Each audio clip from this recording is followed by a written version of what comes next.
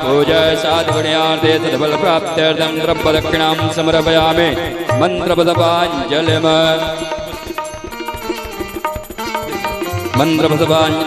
नानासुगन्धपुष्पाणि यथा कालोद्भवानि च पुष्पाञ्जलिर्मया दत्त्वा गृहाण परमेश्वरः प्रार्थनापूर्वकं मन्त्रपुष्पाञ्जलिं समर्पयामि नमस्करोमि। चढ़ा करके प्रणाम करें। अब पुनः पुष्प लेकर के पूज्य व्यास जी महाराज का ध्यान करेंगे, व्यास पूजन करेंगे। ओम गुरुर्ब्रह्मा गुरुर्विष्णु गुरुर्देवो महेश्वरा गुरुर्साक्षात् परब्रह्म तस्मै श्री गुरवे नमः। व्यासाय नमः। व्यासचरणकमलेभ्यो नमः। ध्यानार्थे अक्षतस्वानि समर्पयामि। व्यास जी के पास चढ़ा दें। थोड़ा चंदन लगा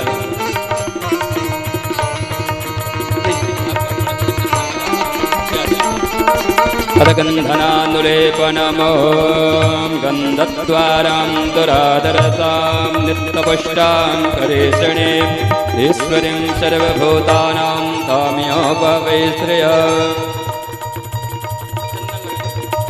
चन्दनानुलेपनं समर्पयामि। व्यासाय नमः। चन्दनान्ते पुष्पं पुष्पमाल्याम्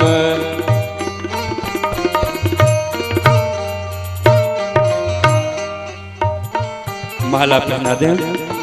ओम माल्यादेन सुगंधेन मालित्यादेन वयप्रभो मया हितानि पुष्पाणि पूजार्थं तद्गृह्यतां पुष्पं पुष्पमालां समर्पयामि।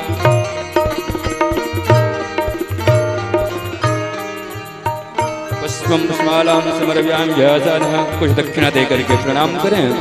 इसके बाद आप सभी लोग जो भी पंडाल में बैठे हुए हैं सभी लोग खड़े हो जाएंगे। भगवान की आरती होने जा रही है। आप सब खड़े हो जाएं अपने अपने स्थान पर। ओम ज्वालामाल्ये नमः। रत्नेश्वर्ये नमः। सर्वोपचारार्थे गन्धक्षतपुष्पाणि समर्पयामि।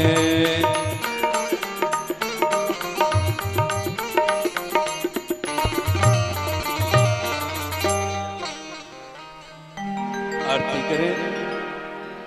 सभी लोग अपने स्थान पे खड़े हो जाए। आरती के लिए जो भी भगवान का आरती होने जा रही है। ओम ह्रीं ओम मा ओम अग्निर्ज्योतिर्ज्योतिरग्निः स्वाहा सौर्यो ज्योतिर्ज्योतिः ऊर्जा स्वाहा अग्निर्वर्चो ज्योतिर्वर्चः स्वाहा सौर्यो वर्जो ज्योतिर्वर्चः स्वाहा ज्योतिः सौर्य सौर्यो ज्योतिः स्वाहा। श्री भागवत भगवान की है आरती। पापियों को पाप से है तारती। श्री भागवत भगवान की है आरती।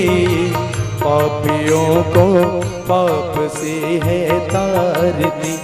ये अमर ग्रंथ ये मुक्ति पंथ ये पंचम वेद निराला नव ज्योति जगाने वाला।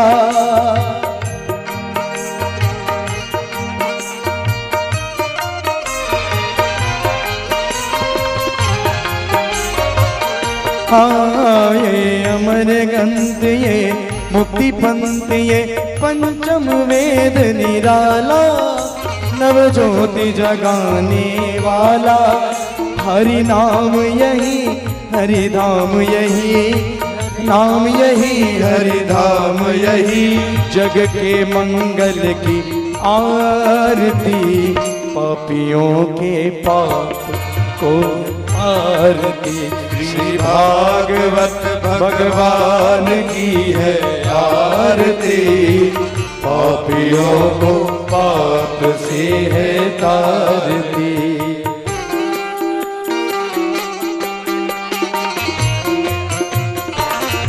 बोले भागवत भगवान की। बड़े भाव से तालियों की सेवा करते आरती का।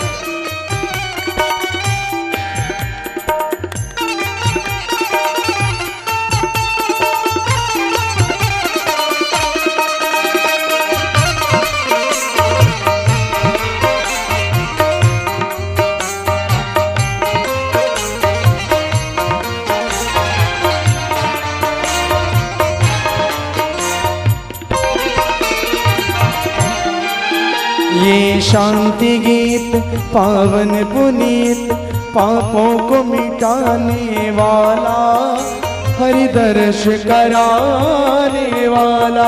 ये शांति गीत पावन पुनीत पापों को मिटाने वाला, हरि दर्श कराने वाला। ये सुख करनी ये दुख हरनी, ये सुख करनी ये दुख हरने, श्री मधुसूदन जी की आरती। पापियों को पाप से है तारती, श्री भागवत भगवान की है आरती। प्रियों को पाप से है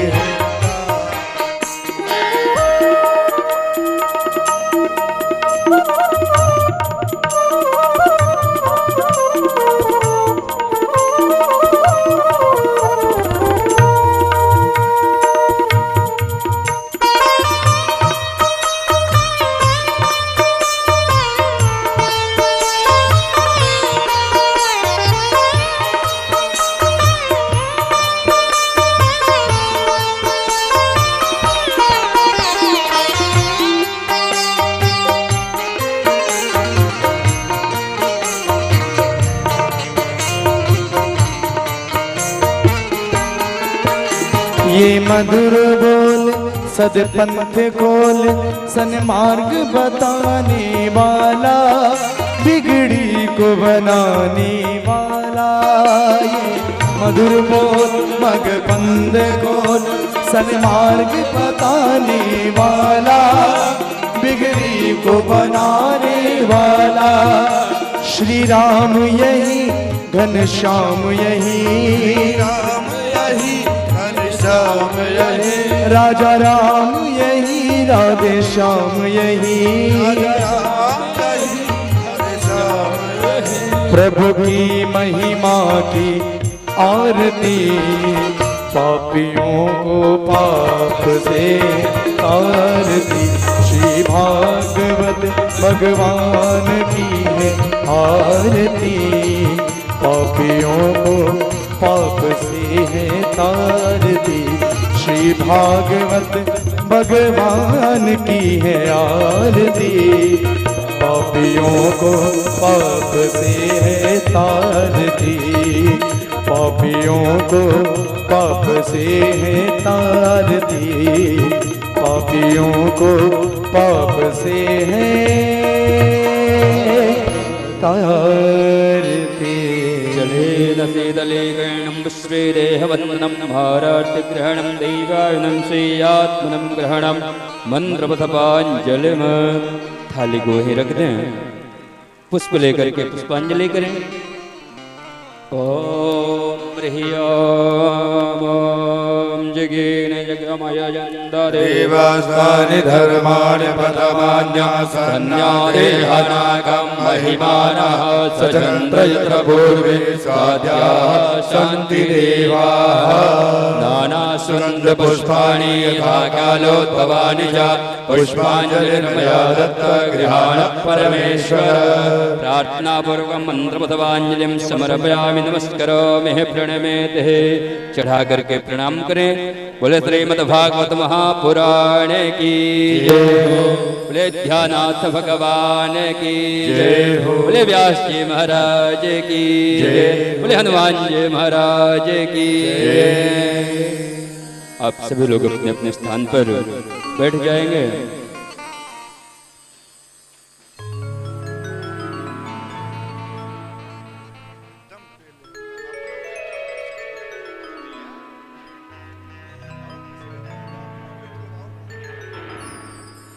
हेलो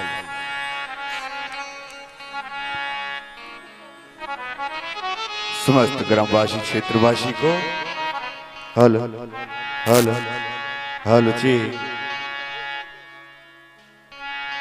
अवध धाम से पधारे कथा व्यास परम पूज्य निशु भरद्वाज गोपी जी मंच पे विराजमान हो चुके हैं। आप लोग भी अपने कार्य से निवृत्त होकर के कथा पंडाल में आने का कष्ट करेंगे।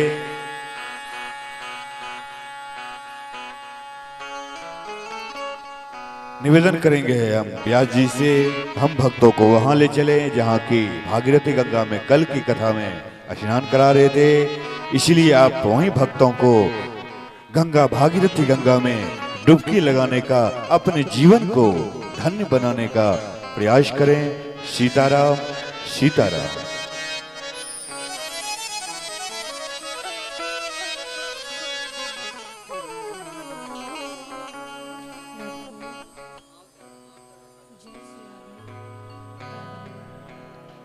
जय जय श्री राधे राधे, जय जय श्री राधे राधे, जय जय श्री राधे,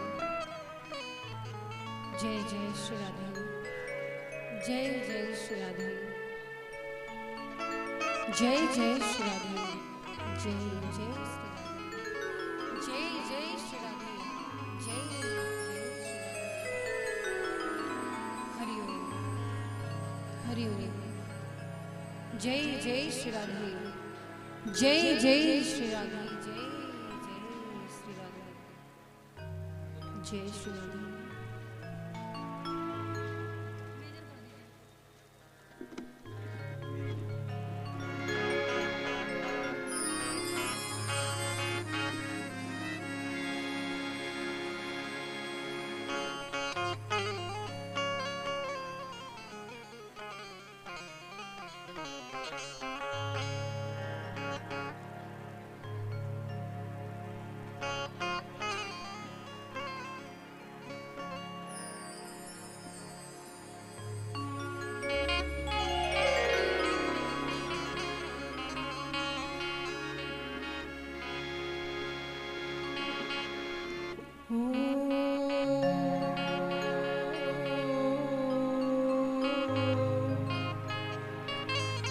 स्वस्ति श्री गणेशाय नमः।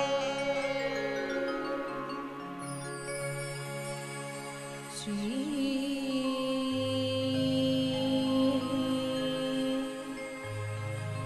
गुरुवे नमः।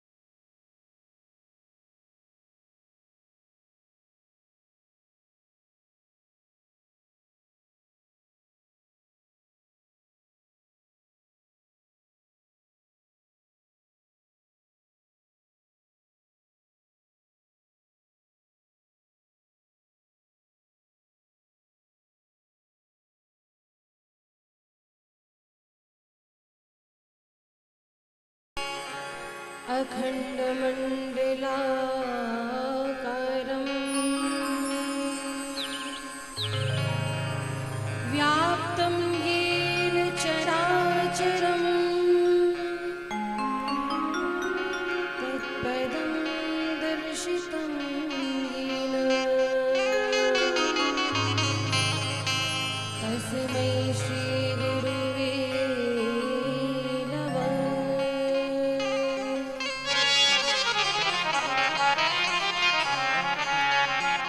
मङ्गलं कौशलेन्द्राय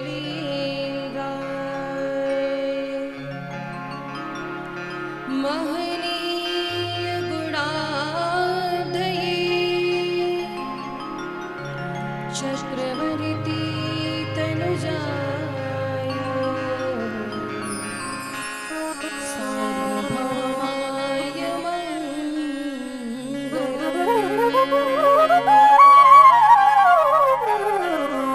जय जय श्री राधा रमण, जय जय नवल किशोर, जय गोपी चितचोर प्रभु, जय जय माखन चोर। अतुलित बलधाम महीम शैलाभदेहम् धनुजवन कृशानुं ज्ञानिनामाग्रगण्यम् सकलगुणनिधानं वानराणामधीशम् रघुपतिप्रियभक्तं वातजातं नमामि।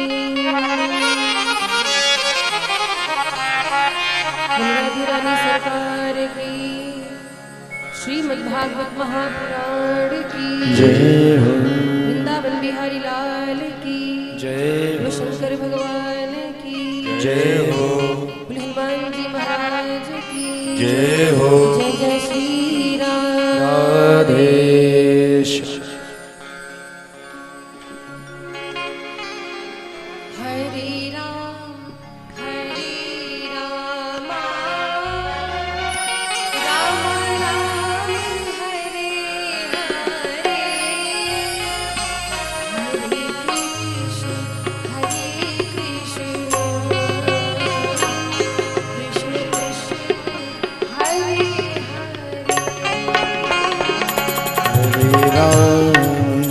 हरे राम राम राम हरे हरे, हरे कृष्ण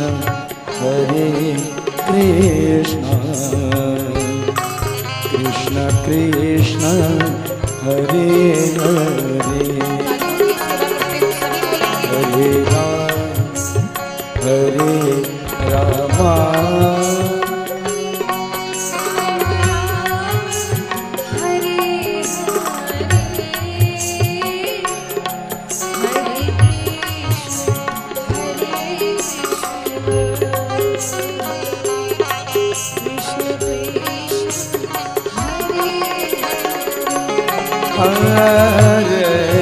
हरे राम हरे राम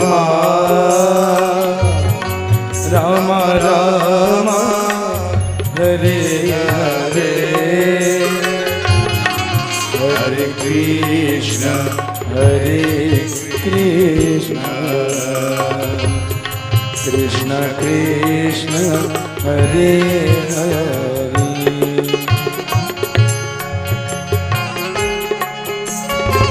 बड़े भाव से तालियों की सेवा करते हुए संकीर्तन है जय हो।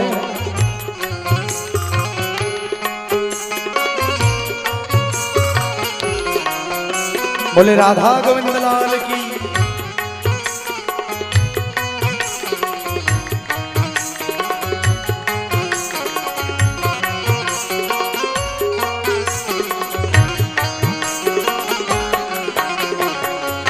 जय हो।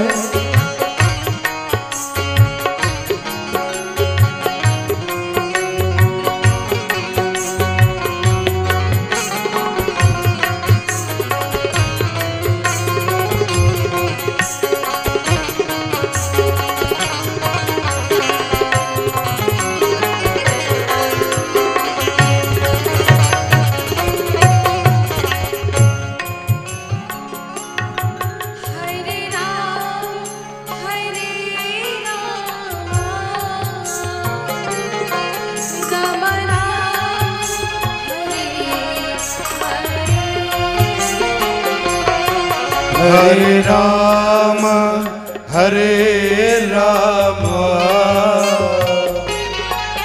राम राम हरे हरे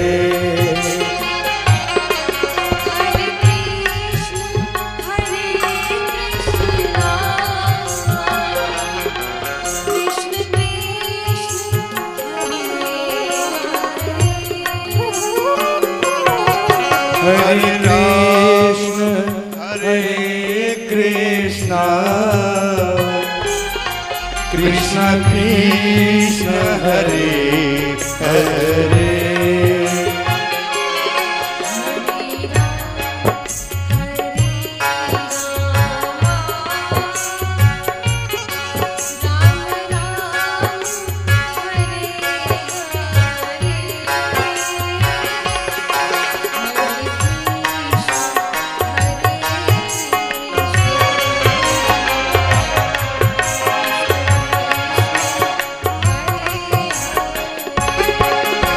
हरे हरे राम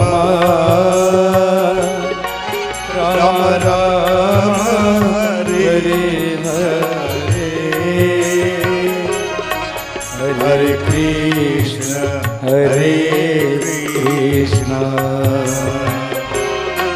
कृष्ण कृष्ण हरे हरे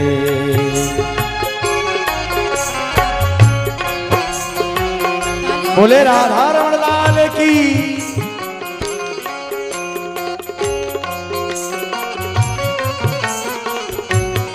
जय हो।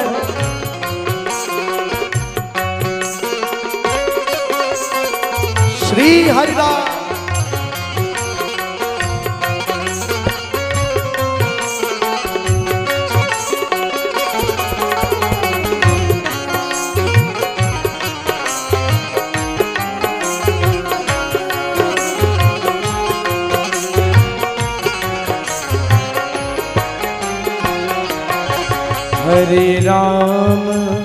हरे राम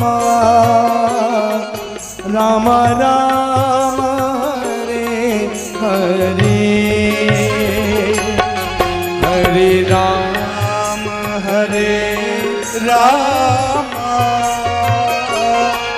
राम राम हरे हरे हरे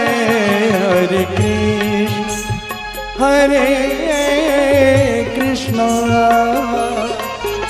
कृष्ण कृष्ण हरे हरे हरे कृष्ण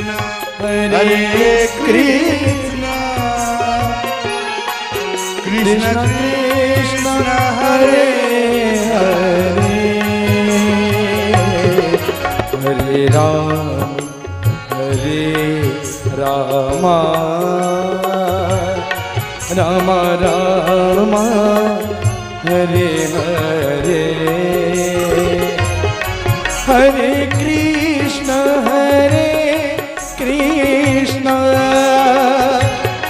कृष्ण कृष्ण हरे हरे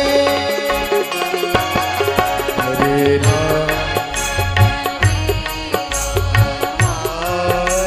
कृष्ण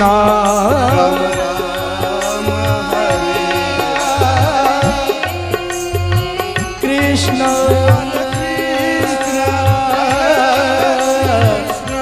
राम राम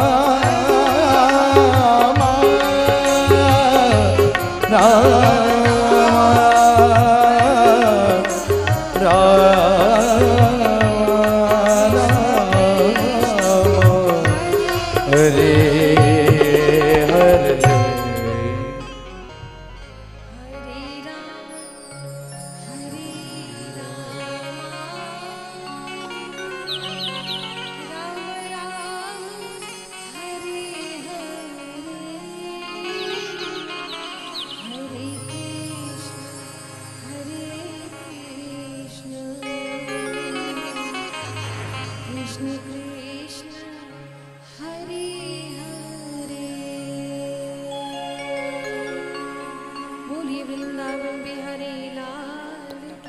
जय हो। अभी आप लोग जिस महामंत्र का जाप कर रहे हैं, ये महामंत्र है और इस महामंत्र की एक विशेषता है। अब जाप करते हैं बहुत से लोग इस मंत्र का, अच्छी बात है, लेकिन वास्तव में इसमें किसका नाम लिया गया मालूम है? हरे राम राम राम हरे हरे, हरे कृष्ण कृष्ण कृष्ण हरे हरे। मिथिला के एक संत बड़े बोले, कोई मंत्र जाप कर रहा था, हरे राम राम राम हरे हरे, हरे कृष्ण कृष्ण कृष्ण हरे हरे। तो जो मिथिला के संत थे बोले, भैया ये मंत्र ऐसे नहीं है, राम जी तो काले हैं, तो मंत्र तो ऐसा होना चाहिए, काले राम राम राम काले काले काले कृष्ण कृष्ण कृष्ण काले काले। तो कहा कि मंत्र पहले यही था, काले राम राम राम काले काले। तो बोले कब से हरे हो गए? बोले जब से किशोरी जी उनके बगल में आकर बैठ गई, जात तन की जाई बड़ी श्याम हरित दुध हुए। तो जब से श्री किशोरी जी श्यामा जी आकर के वामांग में विराजमान हुई, तब से काले के स्थान पर हरे लग गए। बोले राधे रानी सरकार की जय हो। आज कथा का चतुर्थ दिवस है। विगत 3 दिनों से आप सभी, 3 दिन क्या कहें, एक दिन तो जन्माष्टमी का महोत्सव बनाने में निकल गया, हालांकि हमें भी जानकारी नहीं थी। तो हम लोग तो आए, अब कार्यक्रम या कलश यात्रा कह सकते हैं 26 से आरंभ हुई ना, तो इसे तो चौथा दिन ही कहा जाएगा। आरंभ हो गया, कलश भगवान स्थापित हो गए, आरंभ हो गया तो चतुर्थ दिवस ही मानेंगे।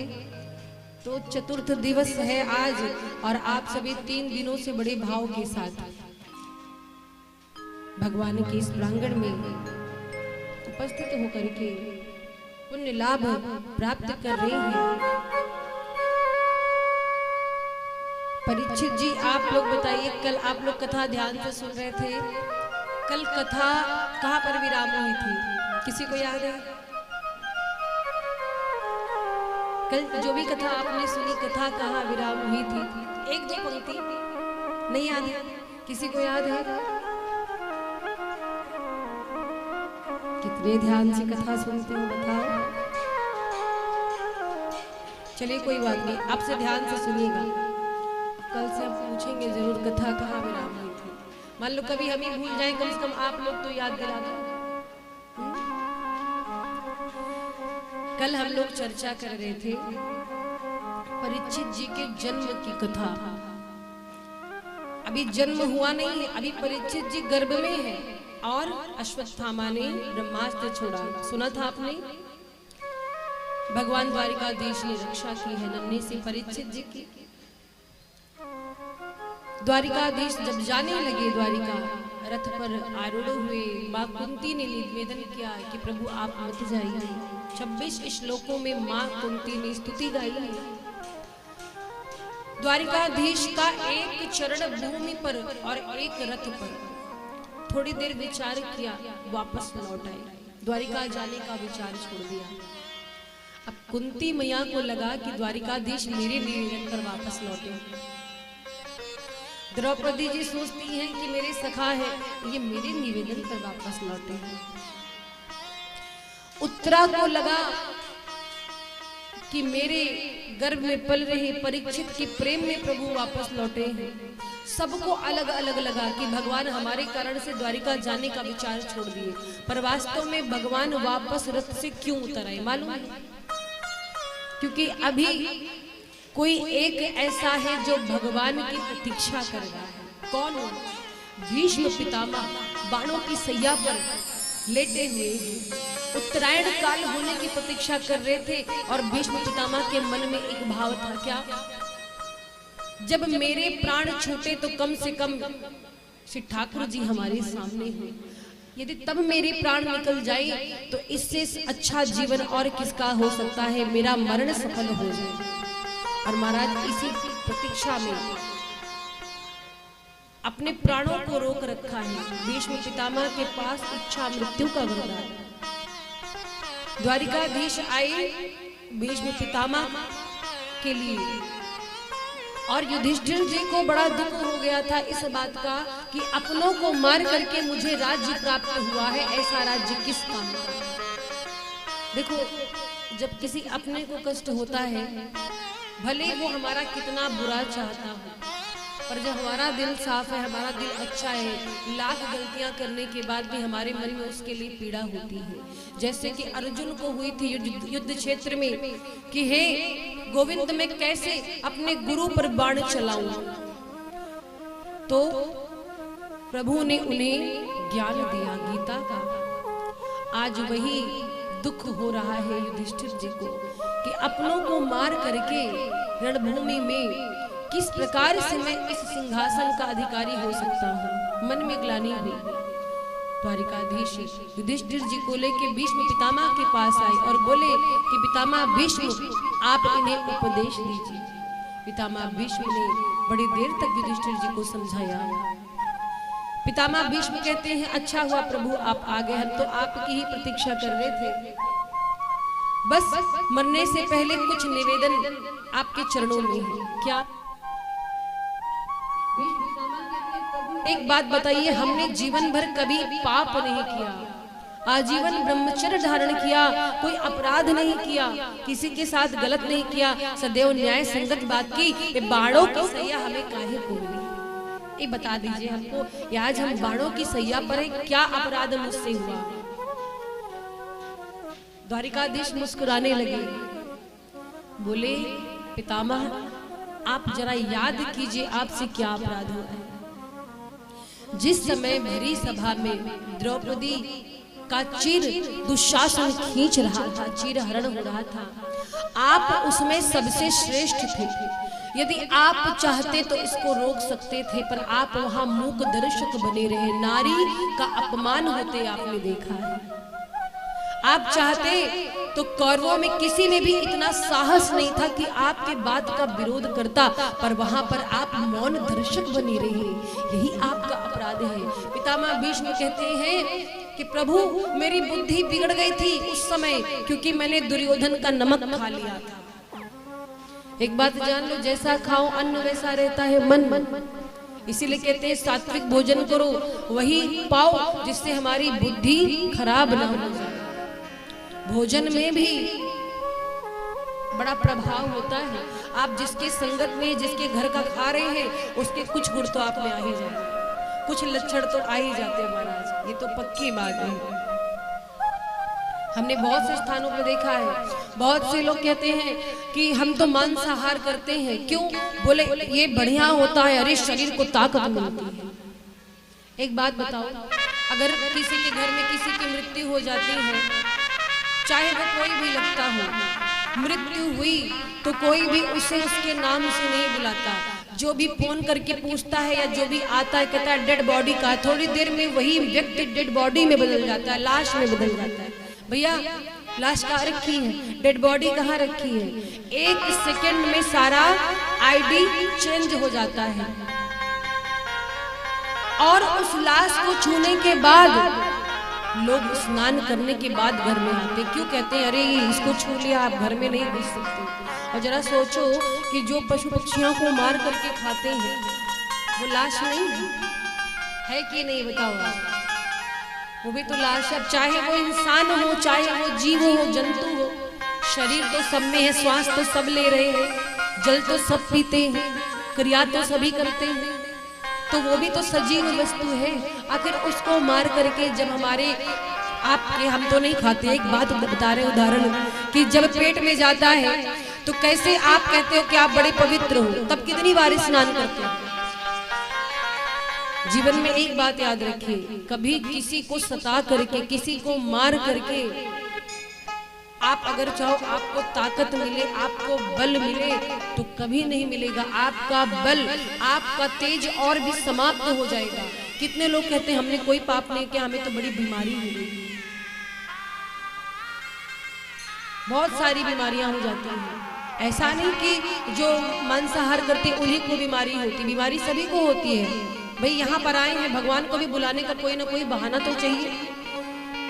कभी किसी का कहा कि क्या हुआ भैया, बोले एक्सीडेंट हो गया, हार्ट अटैक आ गया, बीपी बढ़ गई थी, तरह तरह की बीमारियां हैं। लेकिन देखो अनजाने में तो सबसे पाप हो जाता है, पर जानबूझ के पाप जो किया जाता है ना, जो जान करके पाप किया गया है उसका प्रायश्चित नहीं होता।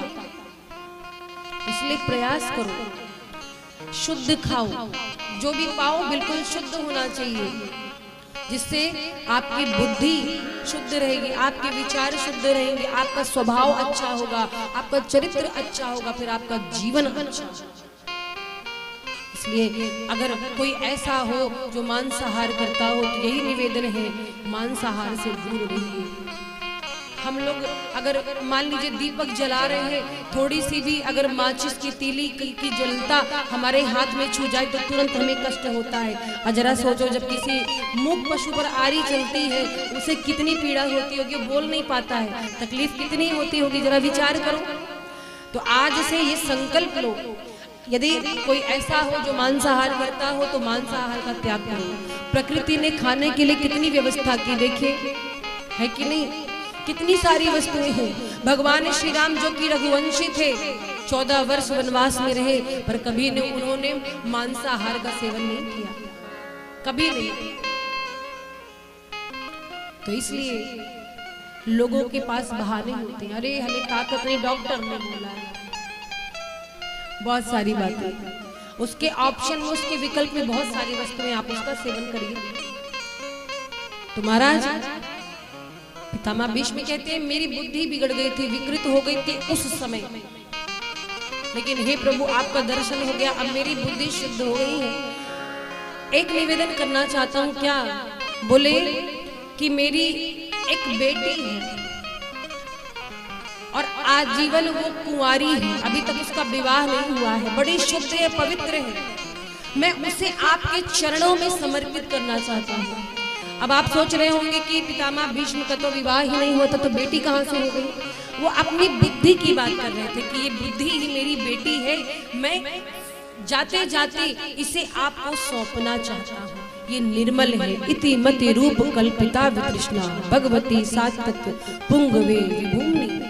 हे प्रभु मेरी मति को अपने चरणों में लगा लीजिए, ये शुद्ध है, पवित्र है। और महाराज प्रभु के दर्शन पा करके अपनी बुद्धि को श्री ठाकुर जी के चरणों में समर्पित करके पितामह भीष्म ने उत्तरायण काल में जब देखा सूर्य उत्तरायण काल में आ गए हैं, भगवान गोविंद का ध्यान करते करते अपना शरीर छोड़ दिया। बोलिए वृंदावन बिहारी लाल की जय। और महाराज इसके पश्चात भगवान द्वारिकाधीश वापस द्वारिका जाने लगे, साथ में अर्जुन भी गए। बोले कुछ दिन द्वारिका रहकर तब आएंगे। इधर युधिष्ठिर जी को लगा कि ये तो बड़ा गलत है, हमने कितना गलत किया, हमने अपनों को मार करके सिंहासन पाया है, अभी भी मन में थोड़ी बहुत ग्लानि है। गंधारी और धृतराष्ट्र ये एक कक्ष में बैठे और युधिष्ठिर जी इनके खाने का प्रबंध करते। धृतराष्ट्र कौन? दुर्योधन की पिता। वो हर पिता धृतराष्ट्र है जो अपने बच्चे की गलती नहीं देखता। वो हर एक पिता धृतराष्ट्र है, हर माँ गांधारी है जो अपने बच्चे की गलती नहीं देखती। आज धृतराष्ट्र और गांधारी जी को फल भुगतना पड़ रहा है। सोचिए 100 कौरव जिसमें से एक भी नहीं बचा, विचार करिए, एक भी नहीं बचा, सबके सब मारे गए। अधर्म के मार्ग पर चलने वालों का एक न एक दिन विनाश होता ही होता है, लेकिन जो अधर्म के मार्ग पर चलता है ना उसकी बुद्धि बिगड़ जाती है। लेकिन माता पिता का कर्तव्य होता है कि वो तो समझाएं, पर कुछ माता पिता होते हैं बेटे के मुंह में इतने अंधे हो जाते हैं कि बेटा किसी के साथ कुछ भी बुरा कर रहा है हमेशा बेटे का पक्ष लेते हैं। ऐसा नहीं करना चाहिए। परिणाम क्या होता है वो आपने सुना है।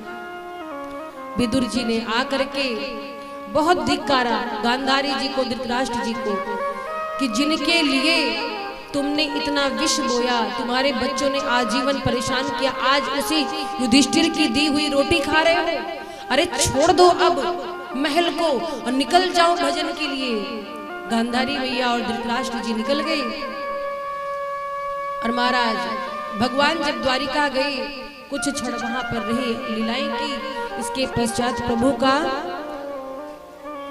अपने धाम की ओर गमन हुआ। और जैसे ही भगवान द्वारिकाधीश परम धाम को गए वैसे ही कलयुग का आगमन हो गया। कलयुग का आगमन हो गया।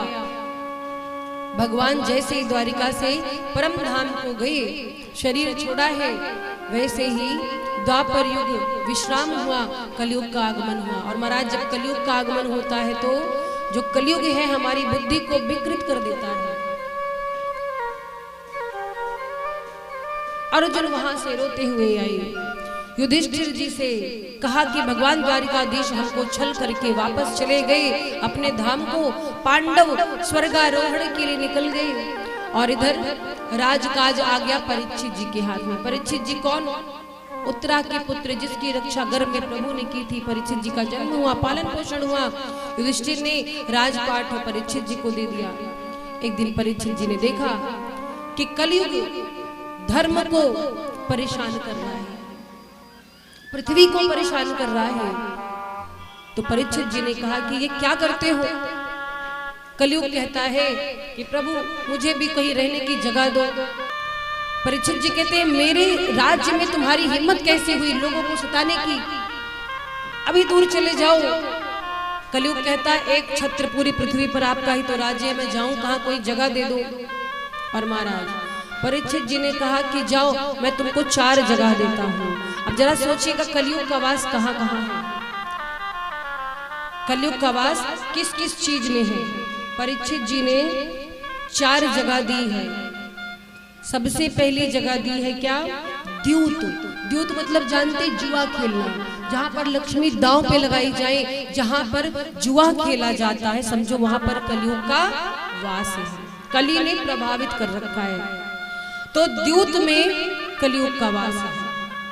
और मद्यपान मतलब जो मदिरा पीते नशा करते, समझो उनके ऊपर कलयुग का वास है। स्त्री संग, स्त्री संग का अर्थ है अपनी पत्नी को छोड़ करके किसी भी नारी के प्रति आपके मन में यदि कोई कुभाव आए तो समझो कि आप कहीं ना कहीं कली से प्रभावित हो गए।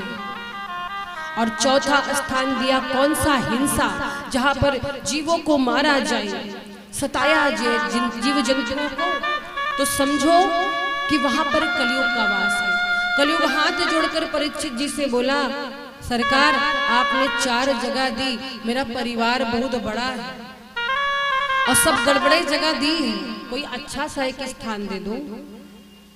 परीक्षित जी कहते हैं क्यों, तुम्हारे में कोई अच्छाई है? बोले एक अच्छाई है क्या? कलयुग कहता है एक बहुत बड़ी विशेषता है, वैसे तो हम बहुत बुरे हैं पर एक अच्छाई है। कौन सी अच्छाई है? कलयुग कहता है कि जो भी कलयुग में केवल भगवान का भजन कर लेगा, नाम ले लेगा, वो भवसागर से पार हो जाएगा, पापों से मुक्त हो जाएगा। परीक्षित जी को लगा कि इसे रखना चाहिए अपने राज्य में, क्योंकि इसके अंदर एक विशेषता भी है। बुराइयां तो बहुत है पर एक अच्छाई भी है, बहुत बड़ी अच्छाई है। और युगों में लोग हजारों वर्ष तक तपस्या करते थे, कितना परिश्रम करते तो भी भगवान के दर्शन नहीं हो पाते, तब भी भवसागर से पार नहीं हो पाते थे। और कलयुग में क्या है? केवल एक काम करना आपको, बस भगवान का भजन करिए। जरूरी नहीं 4 घंटा बैठकर माला करो, आप अपना काम करते रहो, गाते रहो, भजन गुनगुनाते रहो, भगवान का ध्यान करते रहो, तो भी आप भवसागर से पार हो जाएंगे, पापों से मुक्त हो जाएंगे। तो महाराज ये विशेषता देख करके परीक्षित जी ने कलयुग को एक स्थान दिया। बोले एक स्थान में तुमको देता हूं, तुम्हारा वास स्वर्ण में रहेगा, यानी सोने में। अब आप सोच रहे होंगे कि हम लोग भी तो भैया गहना पहने हैं और इसमें कलयुग है, तो नहीं, स्वर्ण में है। पर कौन से स्वर्ण में? जो सोना या गहना ईमानदारी से धन अर्जित करके बनवाया जाए उसमें नहीं। जो अनीति प्रकार से किसी का चोरी करके, ठगी करके, बेईमानी करके, इस प्रकार से यदि आप स्वर्ण को अर्जित करते हैं तो ऐसे स्वर्ण में कलयुग का वास है। अब कलयुग को जब स्थान मिला, कलयुग खुश होकर के झूमने लगा। राजा परीक्षित थोड़ी देर बाद पहुंचे। महल के एक कमरे में एक मुकुट रखा था जरासंध का, सोने का था, लेकिन वो भी भीमसेन ने जरासंध को मार करके छीना था।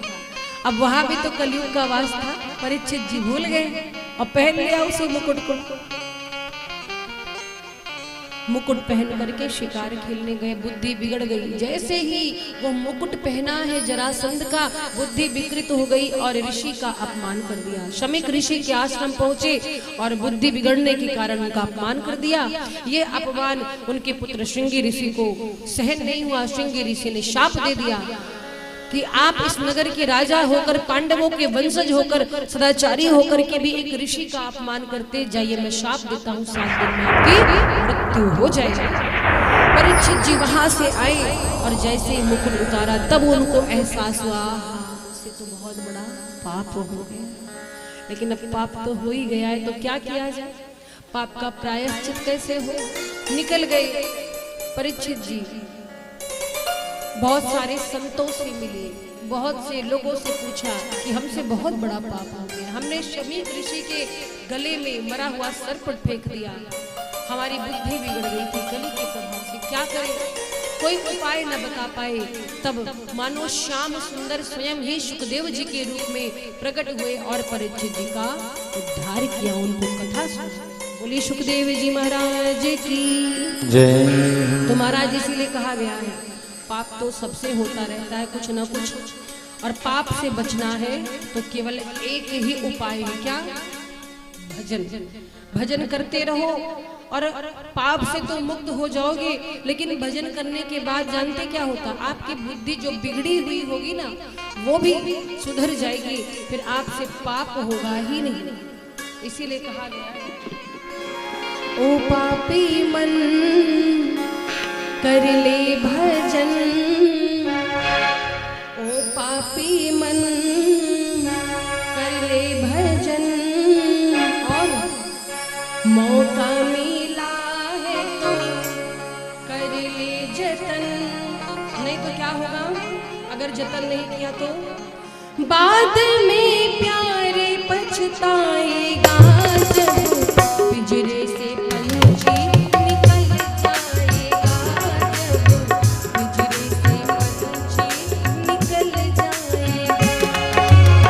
ओ पापी मन कर ले भजन, मौका मिला है तो कर ले जतन, बाद में प्यारे पछताएगा, जब पिंजरे से पंछी निकल जाएगा, जब पिंजरे से पंछी निकल जाएगा।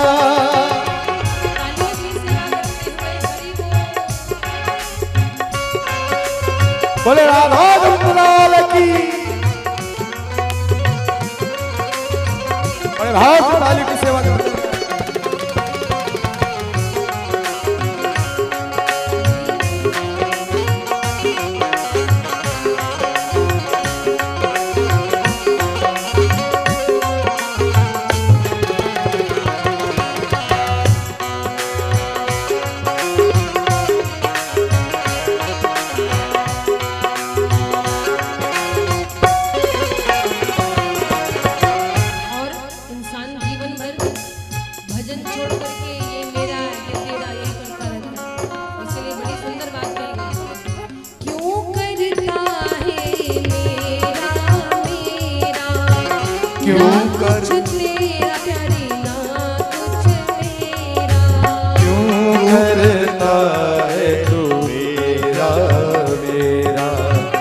ना कुछ तेरा प्यारे ना कुछ मेरा, जैसा तू आया है जग में वैसा ही फिर जाएगा, जैसा तू आया है जग में वैसा ही तू जाएगा।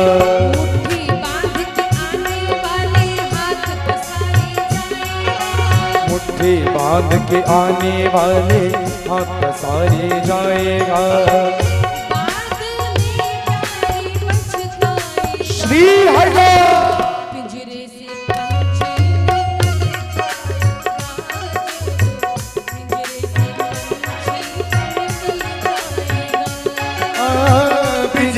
से पंछी निकल जाएगा जब, पिंजरे से पंछी निकल जाएगा। दोनों हाथों को उठा करके हरि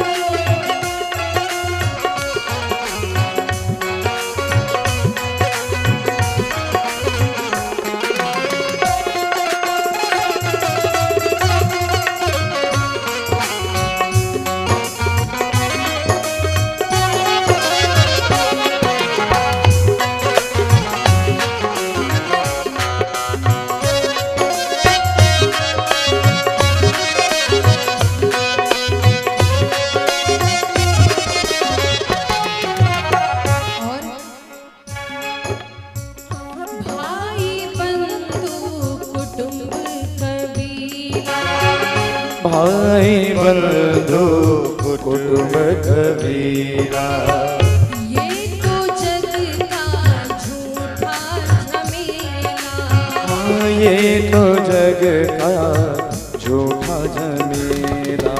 मरने के बाद तुझे आग में जलाएंगे, मरने के बाद तुझे आग में जलाएंगे।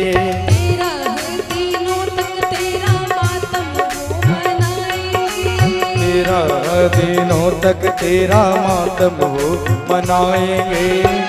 बादल में प्यार पछताएगा जब, पिंजरे से पंछी निकल जाएगा जब, पिंजरे से पंछी निकल जाएगा।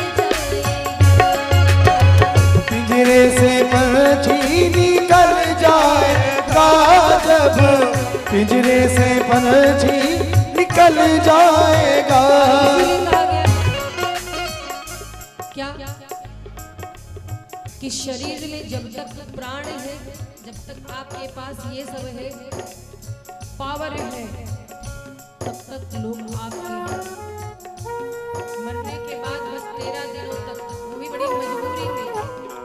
कहीं कहीं तो मैंने ऐसा देखा, आर्य समाज का एक नियम है, 2-3 दिन में ही सारा क्रियाकर्म कर देते हैं। टाइम जिसके पास नहीं, वो आर्य समाज से अंत्येष्टि क्रिया करवाए अपने परिवार को। आजकल तो लोगों के पास 13 दिन भी नहीं रहते, ये जमाना आ गया है। इसीलिए महाराज जीवन भर हाय हाय करके मरने से अच्छा है कि किसी से आशा करना छोड़ दो। संबंध जुड़े हैं, निभाओ, निभाने को नहीं मना किया जा रहा। आप संसार में आए हैं, ग्रस्त हैं, आप बिल्कुल निभाइए।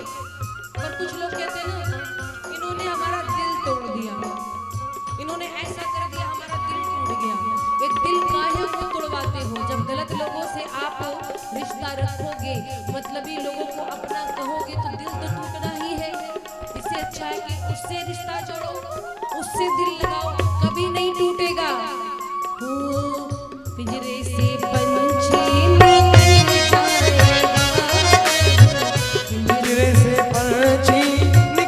जाएगा। पापी मन कर ले भजन, मौका मिला है तो कर ले जतन।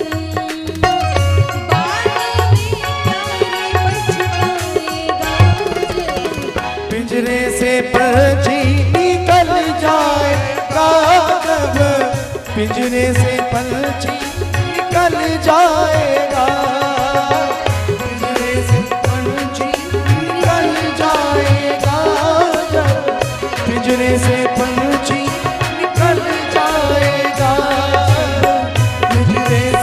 पंछी निकल जाएगा, पिंजरे से पंछी निकल जाएगा।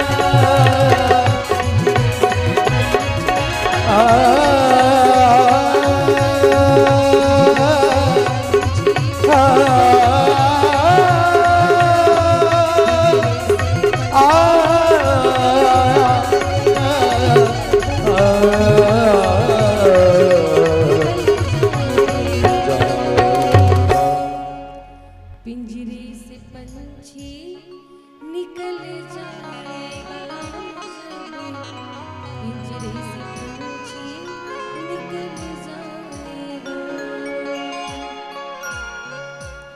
जीवन में 2-3 चीजें हैं जो लौट करके नहीं आती। कमान से निकली तीर, मुख से निकले शब्द, समय समय है जो लौट के नहीं आता है। इसलिए महाराज समय रहते समय की कद्र कर लो तो कभी समय खराब नहीं होगा। प्यार से बोलो राधे राधे। तो महाराज इस प्रकार से परीक्षित जी को सुखदेव जी कथा सुनाते हैं। और देखो कलयुग जब से आया है, ये कलयुग का ही तो प्रभाव क्या है। पहले कितने बड़े बड़े परिवार हुआ करते थे, आजकल देखो परिवार सब छोटे हो गए हैं, संबंध कम हो गए हैं, नींद कम हुई, प्रेम कम हुआ, लोगों के कपड़े कम हुए, कितनी चीजें कम हुई जब से कलयुग आया। सभ्यता कम हुई, मर्यादा कम हुई, सच्चाई कम हुई, संस्कार कम हुए, और महाराज लोगों की खुराक भी कम हो गई। धीरे धीरे सब कम ही होता जा रहा है। देखो महाराज ये कलयुग का प्रभाव है। कलयुग में क्या है, झूठे का बोलवाला। एक दूध वाला है ना, दूध देता है जो कि हमारी सेहत के लिए बढ़िया है, लेकिन दूध वाले बेचारे को घर घर जाकर दूध देना पड़ता है, कितनी मेहनत करनी पड़ती है।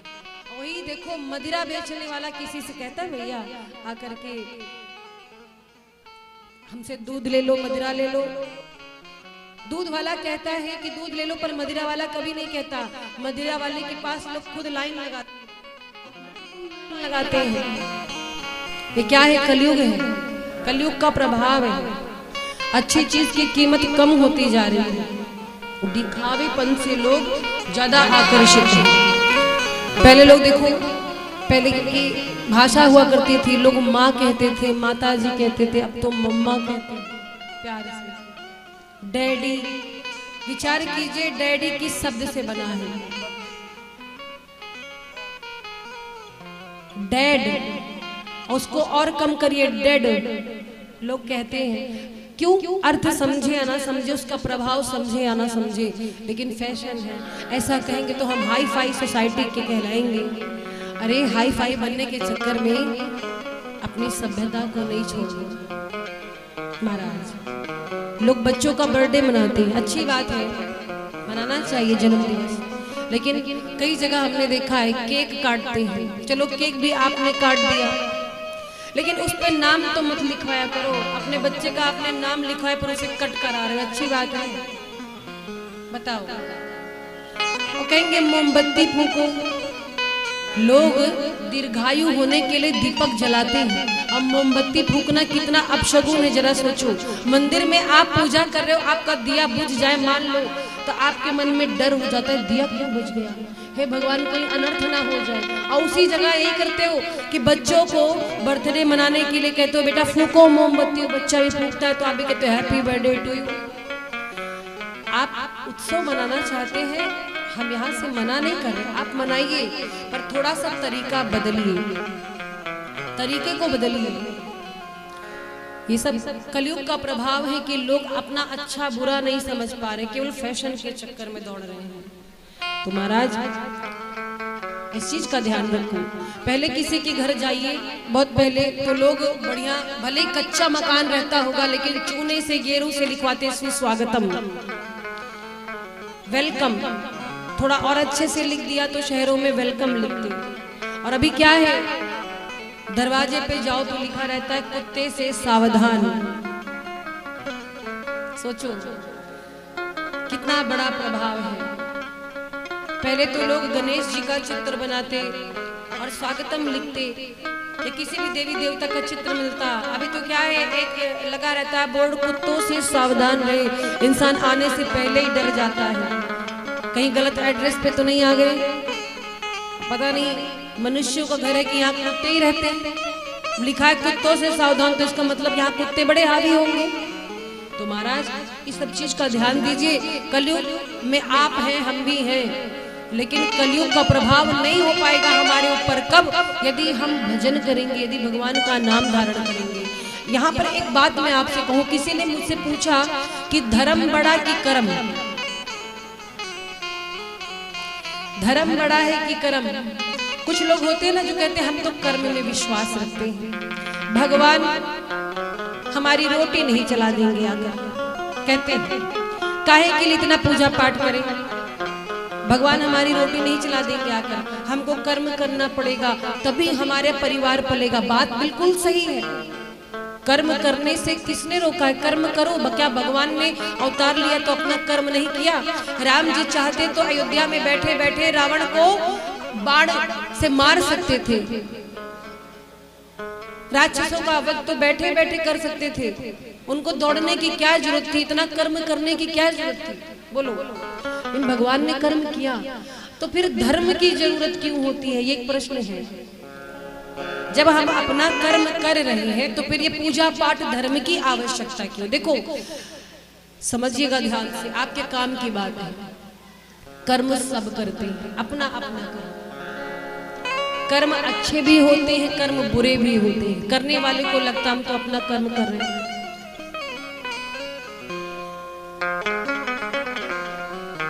जो पशु पक्षियों की बलि देते हैं वो भी तो अपना कर्म कर रहे हैं, उनका काम कर्म तो वो भी कर रहे हैं। कर्म तो बड़ा है, फिर धर्म की क्या आवश्यकता है? तो धर्म की आवश्यकता इसलिए होती है, धर्म हमको ये बताता है कि कर्म कौन सा करना है। एक बात जान लो, बिना कर्म किए दुनिया में कुछ मिलने वाला नहीं है, लेकिन कर्म कौन सा करना चाहिए और कौन सा नहीं करना चाहिए ये हमें धर्म बताता है। धर्म से जुड़े होंगे, ज्ञान होगा तो गलत कर्मों से बचेंगे। नहीं कर्म करते रहो, कर्म का फल मिलेगा ही नहीं। पता चले आप उल्टे सीधे कर्म कर रहे हो, किसी से झगड़ा कर रहे हो। जो लोग रॉबरी करते हैं, बैंक की डकैती करते हो, भी तो अपना कर्म ही करते हैं। बोलो तो कह दो उनका कर्म अच्छा है। अगर प्रभु की शरण में होंगे, डर होगा। देखो जहां पर धर्म की बात होती लोग डरते हैं, ऐसा ना करें। गलत सही हमको हमारा धर्म बताता है, इसलिए धर्म में रहकर के कर्म करें तो ही आपका कल्याण है। ये है धर्म और कर्म। तो मन में संशय ना रखे, कर्म बड़ा कि धर्म। कर्म प्रधान है, हमारे देश में कर्म का महत्व है। भगवान गोविंद भी कहते हैं कर्म करो फल की इच्छा ना करो। पर अर्जुन अपना कर्म नहीं कर पा रहे थे, ऐसे जगह खड़े थे उन्हें अपना पराया दिखाई दे रहा था। कर्म के लिए गोविंद ने प्रेरित किया, पर कौन सा कर्म करना है ये अर्जुन नहीं जान पा रहे थे। यदि गोविंद न बताते तो आज महाभारत में धर्म की विजय न होती, फिर अधर्म की ही विजय होती। इसलिए कर्म और धर्म दोनों बहुत आवश्यक है। तो महाराज कलयुग के प्रभाव से बचे, भगवान का भजन करें। भगवान का भजन करने वाले को कभी कली सताता नहीं है। आगे अब सुखदेव जी परीक्षित जी को कथा श्रवण करा रहे हैं। कथा सुनाई है वाराह भगवान की, भगवान के पहले अवतार की। वाराह भगवान ने किस प्रकार से अवतार लिया और किस प्रकार से रसातल में डूबी हुई धरती को वापस लाया। एक दिन की बात है, ब्रह्मा जी ने सोचा कि मैं रचना करूं संसार, पर रचना करने के लिए पृथ्वी की आवश्यकता थी। अब पृथ्वी तो डूबी हुई थी रसातल में, और हिरण्याक्ष नाम का एक राक्षस हुआ। ये हिरण्याक्ष कौन है? हिरण्यकश्यप का भाई। भगवान के दो द्वारपाल है, जय और विजय। एक बार शौनकादिक ऋषि भगवान का दर्शन करने बैकुंठ में गए तो जय और विजय ने उनको रोका कि आप भगवान से अभी नहीं मिल सकते। शौनकादिक ऋषियों को क्रोध आया, बोले तुम कौन होते हो हमको रोकने वाले?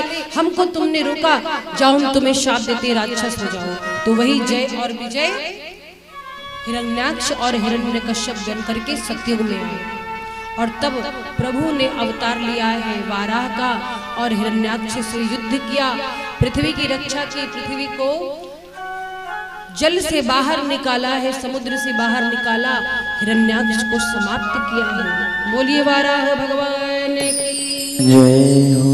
और महाराज इसके इसके बाद चर्चा आती है भगवान कपिल की। कपिल भगवान देवहूति माता के पुत्र थे, शांति शास्त्र का जिन्होंने माता को उपदेश दिया है। ये भी भगवान के दूसरे अवतार है। बोलिए कपिल भगवान की जय हो। और महाराज आगे चर्चा आती है स्वर्ग और नर्क के लक्षण। सुखदेव जी परीक्षित जी को कथा सुनाते हैं और प्रसंगों के माध्यम से बताते हैं कि जो भी बुरा कार्य करता है, गलत कार्य करता है, उसको नरक में जाना पड़ता है। इस बात से परीक्षित जी भयभीत हो गए।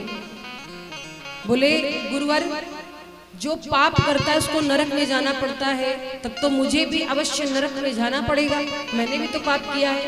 सुखदेव जी कहते हैं परीक्षित जी आप भागवत की कथा सुन रहे हैं, यदि 7 दिनों तक आपने नियम से कथा सुन ली तो फिर आपको नरक में नहीं जाना पड़ेगा। और महाराज स्वर्ग नरक का वर्णन किया है।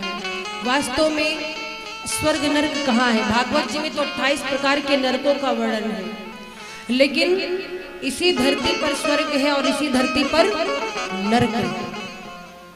स्वर्ग नरक जानना चाहते हैं? अच्छा, कुछ लोगों को पता भी होगा, नहीं पता होगा तो चलिए आज हम बताते हैं स्वर्ग नरक कहाँ है। लोग कहते हैं कि मरने के बाद स्वर्ग और नरक भुगतना पड़ेगा। सच तो ये है ना कि इसी धरती पर स्वर्ग है और इसी धरती पर नरक है। आइए आपको स्वर्ग और नरक के लक्षण बताते हैं। कौन कौन स्वर्ग में जी रहा है, कौन कौन नरक में जी रहा है, इसका निर्णय आप करना, ठीक है? इसका निर्णय आप करना। बीमारी लक्षण हम बताएंगे, बीमारी का पता खुद लगा लेना। तो चलिए आज आपको हम सबसे पहले नर्क के लक्षण बताते हैं, ठीक है? सबसे पहले नर्क के लक्षण, कौन कौन नर्क में जी रहा है पता लगा लेना। नर्क का पहला लक्षण है मैले कपड़े कर्ज सिर। पहला लक्षण मैले कपड़े, दूसरा कर्ज। 4 लक्षण है नरक के, ध्यान से सुनिए। मैले कपड़े कर्ज सिर, घर कलिहारिनी नारी, और बच्चे जब हो नालायक तो नरक के लक्षण। बात समझ में आ रही है हमारी? मैले कपड़े कर्ज सिर, घर कलिहारिनी नारी, और बच्चे जब हो नालायक तो नरक के लक्षण 4। समझो ऐसे लोग नरक में जी। मैले कपड़े मतलब गंदे कपड़े। कार्य करते समय आपके कपड़े मैले हो जाए, आप स्नान करिए, बदलिए, लेकिन कुछ लोग को आदत होती है बस गंदे कपड़े पहने रहते हैं। अच्छा रहेगा तो भी कौन साबुन सर्फ खर्चा करे, कौन धोए? चल रहा है जब तक दूसरा कोई टोक नहीं देगा, भैया थोड़ा जाओ कपड़ा उपड़ा बदल लो। दूर से ही बात आ रही है, तब तक कुछ लोग कपड़े नहीं बदलते। तो महाराज समझो ऐसे लोग नरक में जी, साफ सफाई न रखते हो, नहाते नहीं हो, स्वच्छता न हो, तो समझो ऐसे लोग नरक में जी रहे हैं। अच्छा, ठंडी में तो कई दिनों तक लोग नहीं नहाते, कभी कभी बोले ठंडी लगती है। अरे उपाय है, पानी गर्म करके स्नान करो। बहुत ज्यादा तबीयत खराब है तो कोई बात नहीं, आपत्ति काले मर्यादा नास्ति। आपकी तबीयत खराब है तो ठीक है, आप 2-4 दिन स्नान नहीं करो, पर स्वस्थ हो, भले चंगे हो, आप ही को सारी देश की ठंडी लग रही तो समझो आप नरक में जी रहे हो। दूसरा ही कर्ज से, जिसके सिर पर कर्ज। कर्ज का मतलब कैसा कर्ज? आपने अपने किसी आवश्यक कार्य से कर्ज लिया, फिर उसे वापस कर दिया धीरे धीरे करके, कोई बात नहीं। लेकिन कुछ लोग हैं ऐसा कर्ज ले लेते हैं जो वापस कर नहीं पाते, उनकी नीयत भी नहीं होती देने की। अगर किसी से पैसा लिया, वो सामने से आ रहा है, ऐसे करके निकल जाएंगे, पहचान ना पाए, दूसरी गली से निकल जाएंगे। देने की नीयत ही ना हो तो समझो कि आप नरक में जी रहे। अच्छा, कर्ज होता कैसे? कुछ लोग तो मान लो किसी कार्य से कर्ज लेते हैं, लेकिन कुछ लोग शौक में भी कर्ज ले लेते हैं। अगर पड़ोसी के यहाँ जलेबी आ रही आएगी हमारे यहाँ, चाहे जैसे आए, भले कर्ज लेकर लाना पड़े, चाहे दान बेचना पड़े, कुछ भी करना पड़े, पर बराबरी करके रहेंगे। ऐसे में भी कर्जा हो जाता है। अरे अपने बजट के अनुसार जीना चाहिए। भगवान ने आपको जो दिया उसमें खुश रहो। पर किसी की बराबरी के चक्कर में कर्जदार हो जाऊं, क्या फायदा। तो मैले कपड़े कर्ज से लिए 2 लक्षण हुए। तीसरा क्या है, घर कलिहारिणी नार। कलिहारिणी नार मतलब समझते हैं? नहीं समझते, सही में नहीं समझते। कलहकारिणी स्त्रियां, झगड़ालू माता। धुंधली देवी का नाम सुना था ना, वैसी जो माता है, बात बात पर आंख दिखी, हर बात पे झगड़ा करे। कोई थोड़ा सा भी बोल दे, कोई एक बात बोले वो 4 बात सुना, ऐसी माता है। सास अगर कुछ बोल दे, चलो ठीक है, दुनिया की सास बोलती है, सास का अधिकार है भाई, वो तो अपना प्रभाव दिखाएंगी, चलो बोल ही दिया। तो कुछ माताएं हैं उसको हंस के टाल देती है, अरे सास है चलो बोल दिया कोई बात। कुछ अरे कैसे कह दिया, तुम एक बोलोगे हम 4 बोलेंगे, शादी करके आए हैं, दहेज लेके आए, काहे चुप रहेंगे। तो ऐसी माताएं समझो कलाकारिणी, बिन बात की झगड़ा करने वाली। अपने बच्चों से बड़ा प्रेम है, पड़ोसी का कोई बच्चा आ जाए या देवरानी जिठानी का बच्चा आ जाए, उसको धीरे से थप्पड़ लगा दे, जाओ अपने कमरे में, हमेशा मेरे यहाँ पहुंचे रहते। ऐसा भाव अगर है तो समझो महाराज, कुछ माताएं होती हैं घर की स्थिति से समझौता नहीं करती। मान लीजिए आपके घर बिजनेस है या नौकरी है, आमदनी कम है, उतने में ही खुश रहो। अगर बगल वाली कोई 2500 की साड़ी लाई है या उससे महंगी करवा चौथ पर, और ये देख ली, फिर तांडव शुरू, अपने घर में जाकर कोप भवन में चले जाए। पति आए शाम को, बेचारा क्या हुआ, सारी हिस्ट्री शुरू। 1 घंटे तक बोलने के बाद कहते मेरा मुंह मत खुलवाओ। ऐसी माताएं, अच्छा ये अक्सर होता है, माताएं सब कुछ बोल भी देती, फिर कहती है बोलना नहीं चाहती, मेरा मुंह खुलवाना मत। अभी रह क्या गया है, सब तो पूरा आपने कह ही डाला।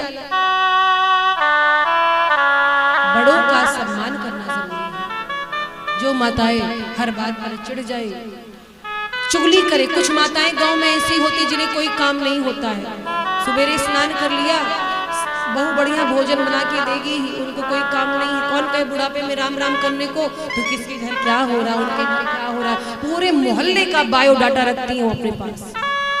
इसकी बात उसको, उसकी बात उसको सुनाएंगी, शादी ब्याह में जाएंगी, वहां भी मौका खोजती, कोई कमी निकाल दे। तो ऐसी मैया जो है समझो वो कौन है, कलिहारिणी नारी। ऐसी माताएं जो घर में साफ सफाई ना रखे। कहीं कहीं मैंने देखा है माताएं पूरा घर का काम कर लेंगी तब जाके स्नान करती। कौन सा नियम है, अरे चूल्हे में आप घुस रही हैं तो नहा करके जाइए ना। बोलो कितनी माताओं को मैंने देखा है पूरा घर का काम कर लेंगी, भोजन भी बना लेंगी, नित्य क्रिया से निवृत्त होकर तब जाके शाम को 4 बजे नहाएंगी, 5 बजे खाएंगी। ये बहुत गलत बात है।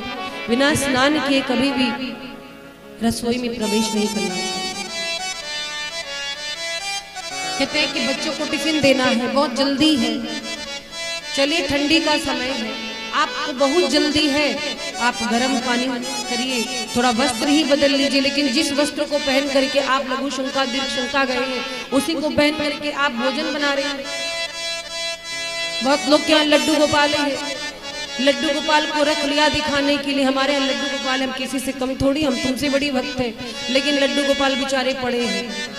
अपना नहाएंगे 4 बजे तो लड्डू गोपाल पड़े रहेंगे 4 बजे तक। ऐसा नहीं होता है। सबसे पहले घर में आप उठिए, घर में आंगन अगर तो आंगन बहारिए, साफ करिए, साफ सफाई करके नित्य क्रिया से निवृत्त होकर के बहुत विस्तार से भले ना स्नान करिए, जल्दी जल्दी ही कर लीजिए, पर शरीर पर जल पड़ जाए ऐसा करो। वस्त्र बदलो, भगवान को धूप दीप दिखा करके तब रसोई में आओ, इससे घर में बरकत होती है। ऐसी माताएं लक्ष्मी के समान होती है। और नहीं पता चला महाराज अपना भी वैसे ही पा रही है, कोई मेहमान आ रहा है उसको भी वैसे पवा रही है। कभी कभी व्रत है तो भले सबके साथ पूजा करने जा रही हैं तो सुबह सुबह बढ़िया तिलक चंदन लग जाए, बढ़िया नया साड़ी पहनकर साफ सुथरा होकर तैयार हो जाए, ऐसा नहीं। साफ सफाई रखें और जब तक भोजन बन ना जाए किचन को जूठा ना करे, रसोई को जूठा ना करे। कुछ लोग होती हैं बनाती रहती है, भोजन खाती जाती है घूंघट के नीचे, ऐसा भी नहीं होना चाहिए महाराज। समझ रहे बात को? माता पिता सास ससुर पति की सेवा करे, सम्मान करे, छोटी मोटी बातों को ध्यान न दे। और इस प्रकार से सामंजस्य बना कर रहे, ऐसा होना चाहिए। और जो माता ऐसा नहीं करती वो कौन है? कलिहारिणी नारी। अब समझ में आ गई बात?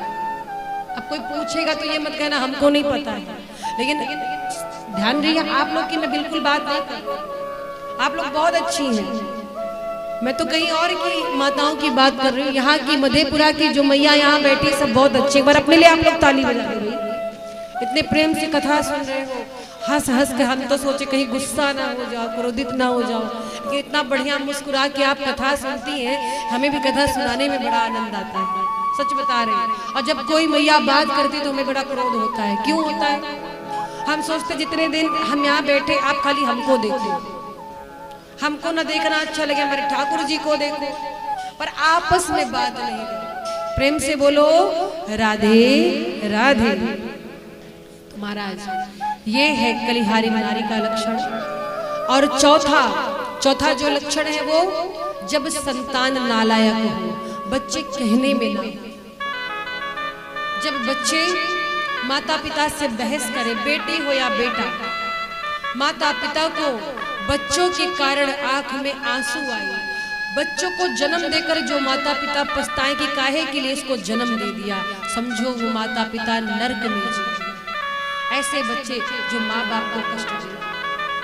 अक्सर कहते हैं जब थोड़ा किसी लायक हो जाते तो कहते तुमने हमारे लिए किया ही क्या।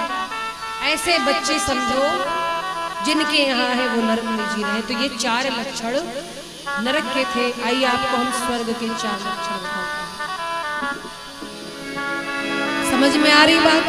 तो दोनों हाथों को उठा करके बोलो राधे रानी सरकार की। अब स्वर्ग के लक्षण सुनो। देखो सब कितने उतावले हैं स्वर्ग का लक्षण सुनने के लिए, बस जल्दी से बता दीजिए हमको।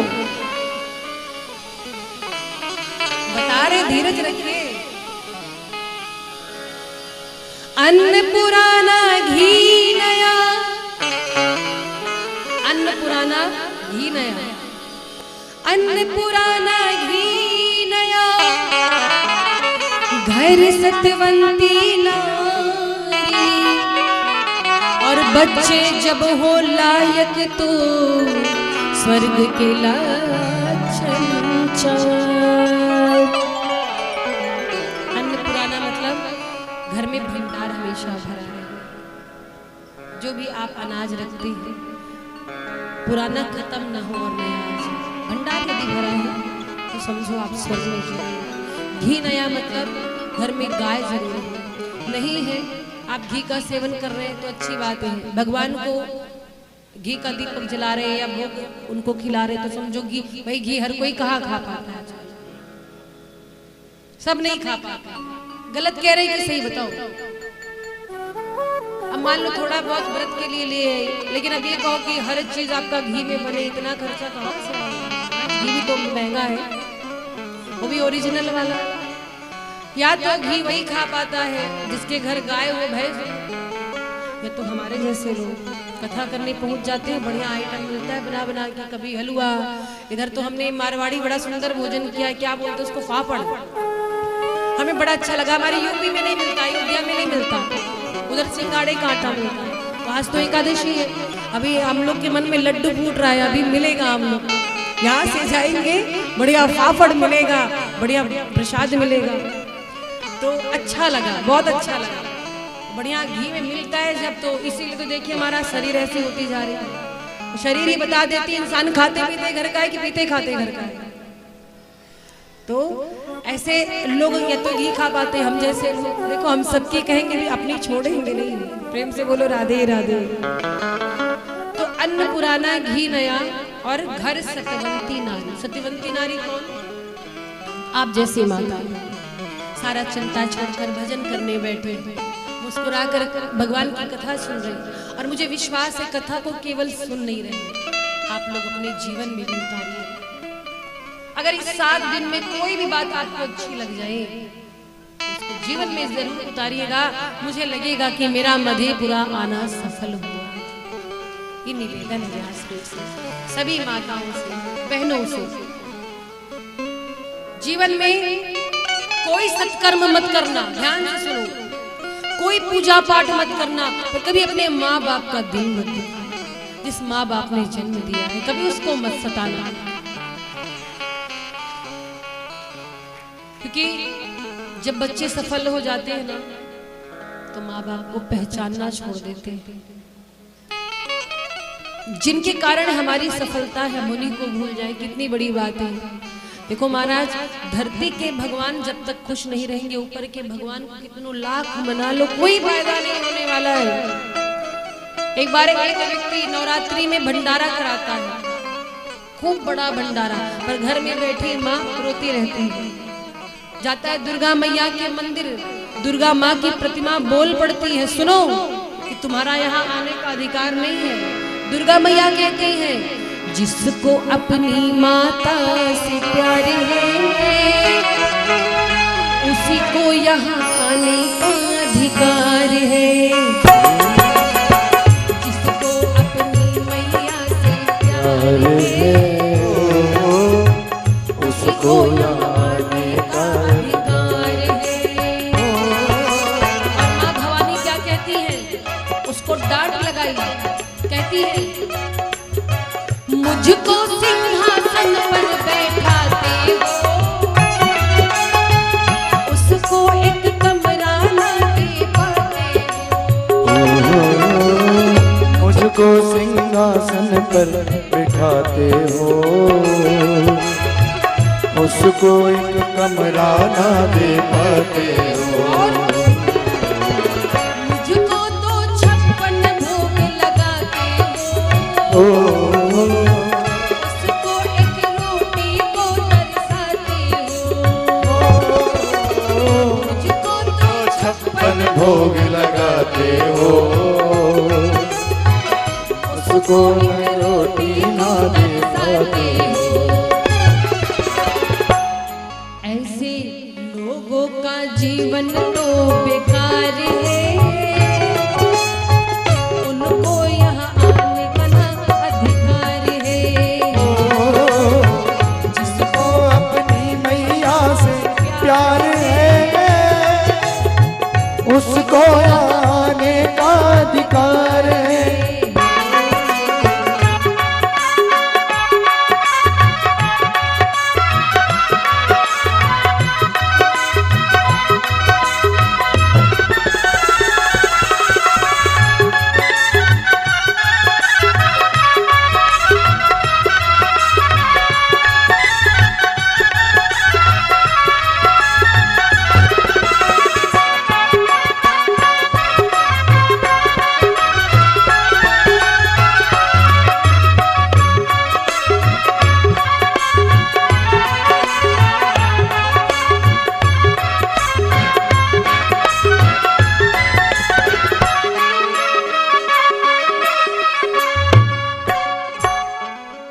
बोली वृंदावन बिहारी लाल की जय। और एक बात जान लो, जीवन में माँ की दुआ के बिना आप कभी भी सफलता प्राप्त नहीं कर सकते। एक बड़ी सुंदर पंक्ति याद आ गई माँ के लिए।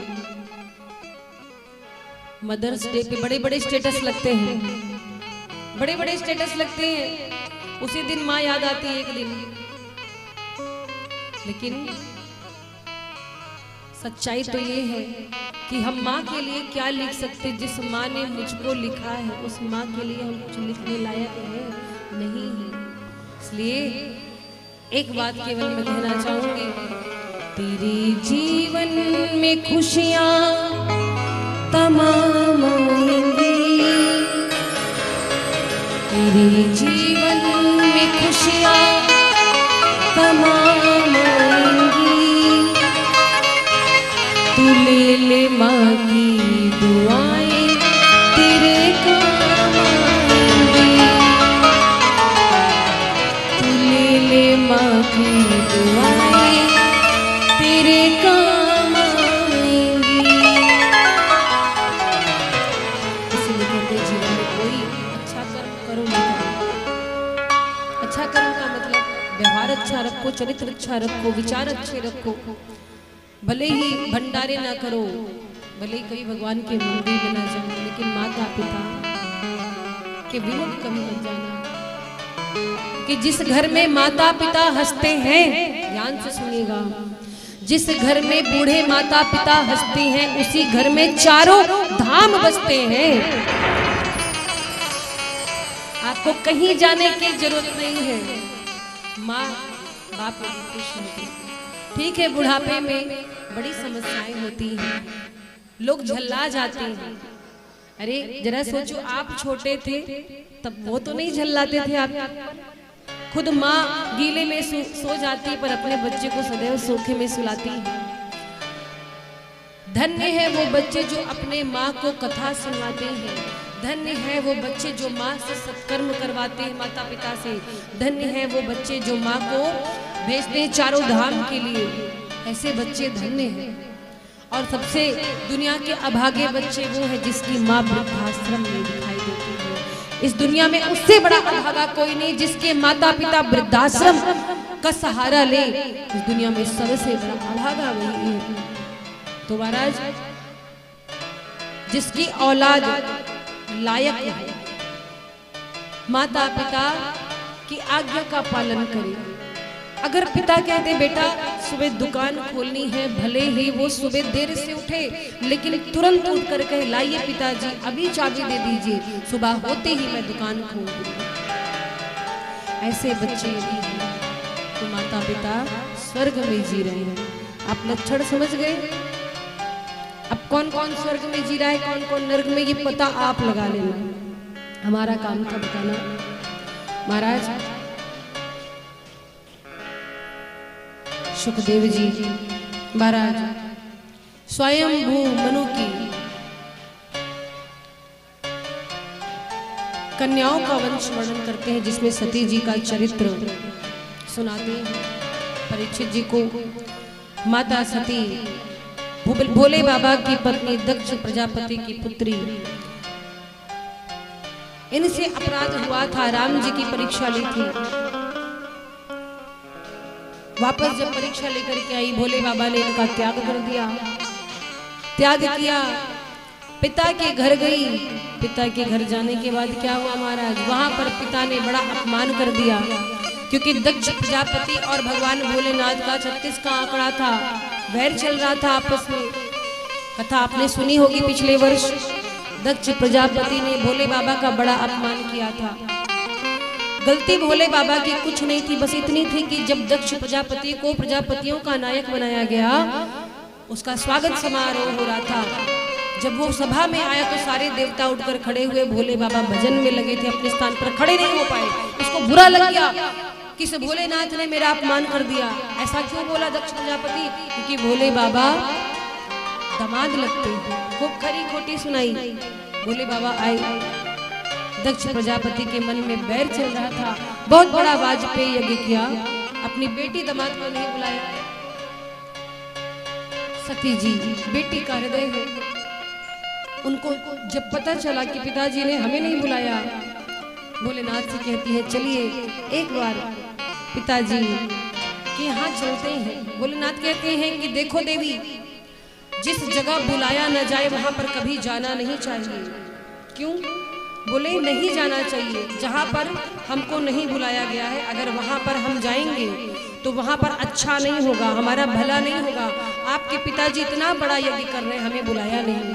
और महाराज सती मैया ने हट ठानी, मुझे अपने पिताजी के घर जाना है। मानी नहीं। भोले बाबा ने 2-3 बार समझाया, नहीं समझ में आई बात। भोले बाबा कहते हैं ठीक है सती, आप यदि जाना चाहती हो तो जाओ, लेकिन एक बात याद रखना, वहां जाने में आपका कल्याण नहीं है। अपने साथ गढ़ों को लेके जाओ। सती मैया गई, वहां पर बहनों ने बड़ा उपहास किया। दक्ष प्रजापति ने अपनी बेटी को पहचानने से इनकार कर दिया। वो कौन सी बेटी होगी जो ससुराल से पहली बार मायके गई हो और पिता देखे भी बात भी ना करे, बेटी के दिल पे क्या गुजरेगी। देखो महाराज, इस संसार में बेटी और पिता का रिश्ता बहुत अनोखा होता है। एक बेटी की शादी हुई, शादी के बाद वो अपने ससुराल गई। ससुराल जब गई तो पिता के पास फोन करती है और कहती पिताजी, जब तक मैं थी आपका इतना ध्यान रखती थी, ये बताओ अब मैं नहीं हूँ आपका ध्यान कौन रखता। देखो ये बेटी का दिल है। बेटी जो होती ना अपने पिता से बहुत प्रेम करती है, ये पक्की बात है। और मैंने कई जगह देखा परिवार में कि पिता का जो प्रेम होता है वो बेटियों के लिए होता है और माताओं का प्रेम बेटों के लिए होता है। वो बेटे पे ज्यादा ध्यान देती है और पिता सदैव बेटियों पर ध्यान देता है। माँ किसी गलती पे डांट भी दे पर पिता कहता है मत बोलो, बेचारी को पराए कहता है ना महाराज। तो वो बेटी अपने पिता से कहती है कि पिताजी अब मैं वहां पर नहीं हूँ, आपका ख्याल कौन रखता है। और कितनी सुंदर बात है, ये हर बेटी का भाव है, भले ससुराल में रहे पर मायके की चिंता लगी रहती है उसे। तो वो बेटी कहती है एक बात पूछती हूँ बताना ना बाबूजी, छुपाना ना बाबूजी, क्या याद मेरी आती नहीं। एक बात पूछती हूँ बताना ना बाबूजी, छुपाना ना बाबूजी, क्या याद मेरी आती नहीं। बेटी याद दिलाती पिताजी जब हमारा जन्म हुआ था ना सबका मुंह लटक आया। माँ बताती है एक आप ही खुश थे, बाकी सबने सुना बेटी हुई है बेटी हुई है, सबका मुंह इतना सा हो गया, बेटी हो गई बोझ हो गई तो शादी करनी पड़ेगी, दहेज देना पड़ेगा, इससे अच्छा एक बेटा हो गया होता। मत समझो बेटियों को बोझ। वो बेटी कहती है पैदा हुई घर में मेरे मातम सा छाया था। सुंदर बात कहती है पापा तेरे खुश थे मुझे माँ ने बताया था, लीली के नाम प्यार जताते भी मुझे थे, आते थे कहीं से तो बुलाते भी मुझे थे, नहीं तो किसको बुलाते हो बाबूजी, छुपाना ना बाबूजी,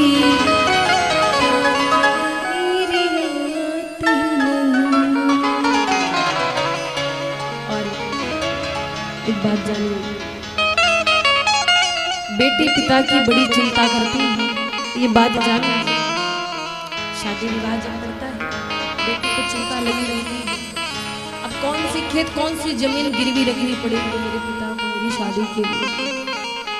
कोई चीज पसंद हो या ना हो तो भी कहती नहीं बाबूजी ठीक है इतना मेरे लिए बहुत अच्छा है। महाराज ऐसा बेटियों का प्रेम होता है। बेटी कहती है कि पिताजी मुझे एक बात का दुख है, बेटी का कोई घर नहीं होता है, मायके होती है, जो कोई आता कहता है इसको पराई घर जाना है, और ससुराल में कोई गलती हो जाती है तो लोग कहते हैं ताना मारते पराई घर से आई है, क्या बेटी का अपना कोई घर ही नहीं। तो वो बेटी कहती है कैसी परंपरा है कैसा विधान है, पापा बता दो कौन सा मेरा जहान है, आधा यहाँ आधा वहाँ जीवन है अधूरा, पीहर मेरा पूरा है ना ससुराल है पूरा, आपका भी प्यार अधूरा है बाबूजी, बताना बाबूजी, क्या याद मेरी आती नहीं।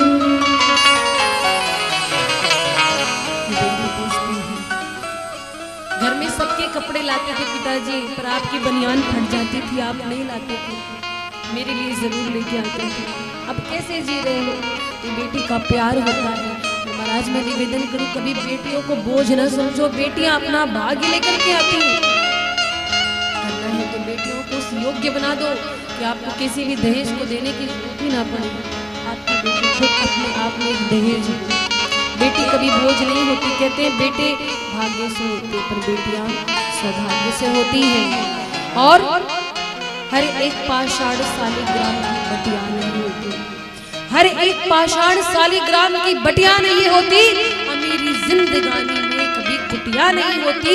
और कभी भी गर्भ में कन्या पे चाकू मत चलाना तुम, क्योंकि वो घर घर नहीं होता जहाँ बिटिया नहीं होती, वो घर घर नहीं होता जहाँ बिटिया नहीं होती। मैं बेटे की बुराई नहीं कर रही, लेकिन यकीन मान लो घर में कहीं से थके हारे आओगे ना, बेटी भले छोटी सी रहे लेकिन पापा पापा करके एक गिलास पानी लेके दौड़ेगी जरूर। बेटा तो कहीं भी क्रिकेट खेलने निकला रहेगा, वो भले बाद में आकर सेवा करेगी, और मौके पे आपको बेटी ही मिलेगी। इसलिए बेटियों को कभी बोझ न समझे। आज के समाज में बेटियों की क्या दशा हो गई, जीना दुश्वार हो गया है। ऐसी ऐसी बातें कानों में आती हैं, सुनकर कलेजा कांप जाता है। लेकिन आज मैं आप लोग को एक निवेदन करूंगी, बहुत जरूरी हो चुका है। बेटी को डांस नाच गाना मत सिखाओ, बुरा मत मानना। उनको जूडे कराटे और लड़ना जरूर सिखाओ, क्योंकि आज की बेटियों को अपनी रक्षा करने की बहुत आवश्यकता हो गई है। समाज में ऐसे ऐसे लोग हो गए। मैं तो यही बोलूंगी, एक सज्जन मुझे मिले कलकत्ता में, अभी एक बहुत बड़ा कांड हुआ, आप सभी परिचित होंगे, जघन्य अपराध हुआ। ना उस बेटी ने छोटे कपड़े पहने थे, ना वो बेटी कहीं बाहर घूमने गई थी। जो भी हादसा हुआ उसके लिए शब्द नहीं हमारे पास, कलेजा कांप जाता है सोच करके। लेकिन ये क्यों हो रहा है, कारण क्या है? क्योंकि हम हमेशा बेटियों को दबाते हैं। ठीक है, बेटियों को मर्यादा में रहना चाहिए, मैं खुद कहती हूँ बेटियों को सलीके से रहना चाहिए, मर्यादा में रहना चाहिए, उनके लिए जो नियम है उसका पालन करना चाहिए। पर बेटियों को इतना भी न दबा दो कि सामने कोई बेटियों के सामने भेड़िया बना और बेटी अपनी रक्षा भी ना कर सके, शस्त्र भी ना उठा सके। अगर बेटी को सिखाना है तो ये सिखाओ कि बेटा आप अपने मर्यादा में रहो, हमारे आज्ञा का पालन करो, आपकी तरफ से कोई गलती ना हो।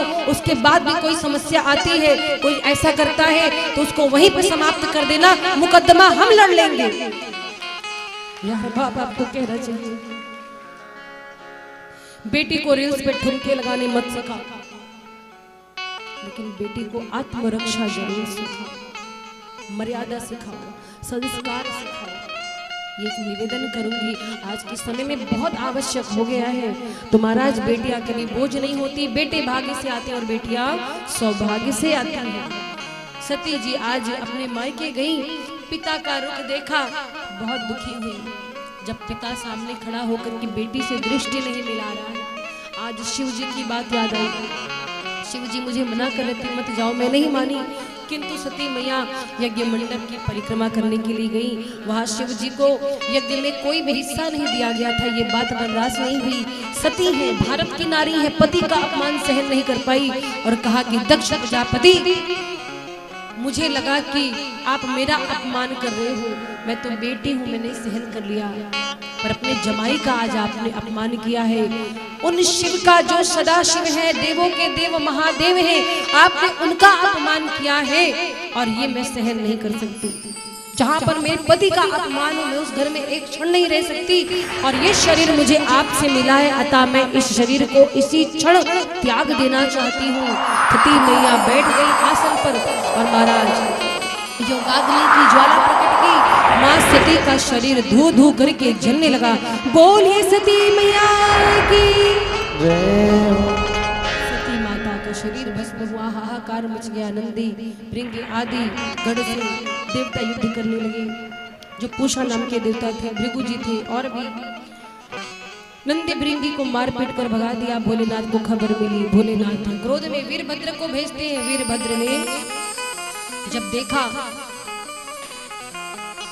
वीरभद्र आते हैं और क्या किया, दक्ष के यज्ञ का विध्वंस कर दिया। जितना बढ़िया सजाया गया था सारे मंडप को उखाड़ दिया। जो जो सती जी के जलने पर आनंद ले रहे थे, दांत दिखा रहे थे, किसी के दांत तोड़े, किसी की दाढ़ी उखाड़ ली, सबको कष्ट दिया। और वीरभद्र ने दक्ष प्रजापति को एक जोरदार थप्पड़ मारा। बगल में हवन कुंड जल रहा था, उसी में दक्ष प्रजापति का जो सिर था वो धड़ से अलग होकर के गिर गया और धू धू करके जल गया। अब तो संसार में और हाहाकार मच गया, क्योंकि बाज पे यज्ञ का संकल्प है, सभी को निमंत्रण मिला है। अब यज्ञ कैसे पूरा हो, यजमान ही गायब है, क्या किया जाए। सब हाथ जोड़े भोले बाबा से प्रार्थना करते हैं, भोले बाबा आप अपना क्रोध शांत करिए, दक्ष प्रजापति को जीवित करिए।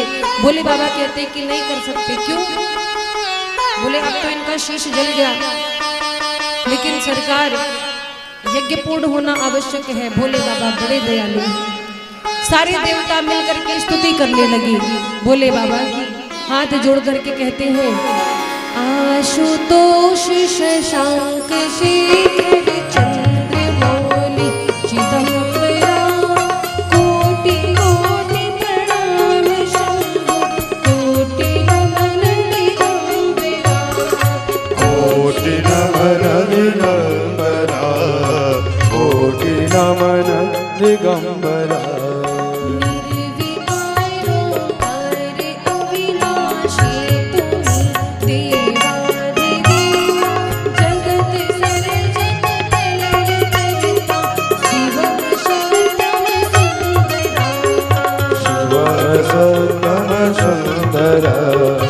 शिव सतम सुंदरा।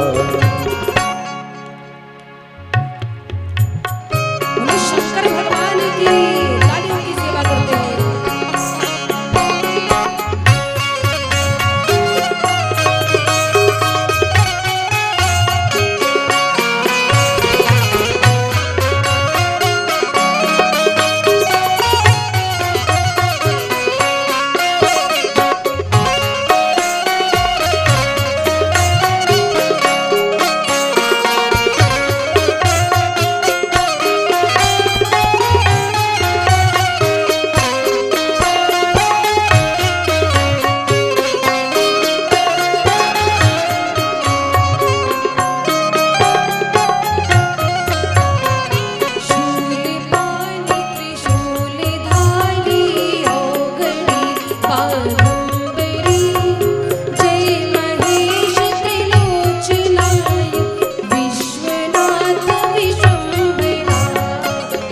विश्वनाथ विडंबरा विश्वनाथ विडंबरा।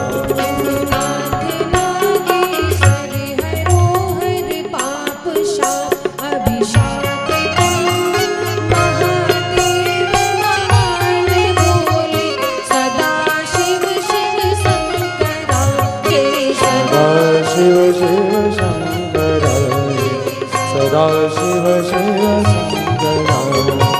जगतपति अनुरक्ति भक्ति से तेरे चरण हो क्षमा हो अपराध सब। जय जयति जय जगदीश्वरा जय जयति जगदीश्वरा जय जयति जगदीश्वरा। जन्म जीवन जगत का संताप ताप मिटे सभी। ओम नमः शिवाय मन जपता रहे पंचाक्षरा जपता रहे पंचाक्षरा जपता रहे पंचाक्षरा। बोले शंकर भगवान की जय। और महाराज जब इस प्रकार से सारे देवता स्तुति गाते हैं, भोले बाबा का क्रोध शांत हुआ। देखो भोले बाबा कौन है? भक्तों के लिए भोले हैं और दुष्टों के लिए क्या है? भाले हैं। तो बहुत सीधे मेरे भोले बाबा। एक लोटा हैंडपंप का जल भी यदि किसी ने अर्पित कर दिया, भोले बाबा खुश। बाकी देवी देवताओं को हाथ आदि प्रकार के मिष्ठान पकवान आप चढ़ाते हो, पर भोले बाबा को देखो तो इतना भोला देवता इस धरती पर और कोई नहीं है। भोले बाबा जैसा भोला कोई नहीं है। और महाराज भोले बाबा शांत हुए, स्तुति गाई है देवताओं ने, तो भोले बाबा मुस्कुराने लगे। और देखो कितने भोले हैं। जब समुद्र मंथन हुआ था, कल कथा सुनेंगे आप, अमृत निकला तो कोई भोले बाबा के पास नहीं गया, और जैसे विष निकला भोले बाबा तुम इसको पी लो। अब भोले बाबा भी जगत कल्याण के लिए देखो विष का पान करते हैं। तो महाराज भोले बाबा जैसा दयालु देवता इस धरती पर कोई नहीं है। एक बार की बात, एक आदमी था। आदमी क्या था? वो चोर था, बहुत बड़ा चोर। चोरी करने के लिए सोच रहा था आज कहाँ जाऊं। घूमते घूमते एक मंदिर दिखाई दी। मंदिर में पीतल का घंटा टंगा था, सोचा चोरी कर लूं, पर कैसे करूं? पुजारी जी तो जाग रहे। पुजारी जी का रूप देखा, वो छिप गया दीवार के पीछे, प्रतीक्षा करने लगा, रात में कोई नहीं रहेगा तब चोरी करूंगा। पुजारी जी मंदिर में सेवा समाप्त करके सोने के लिए जैसे गए, आया मंदिर में चोरी कर ली। अब मंदिर में जो घंटा था वो ठीक शिवलिंग के ऊपर था, वो वहां तक पहुंचे ही नहीं।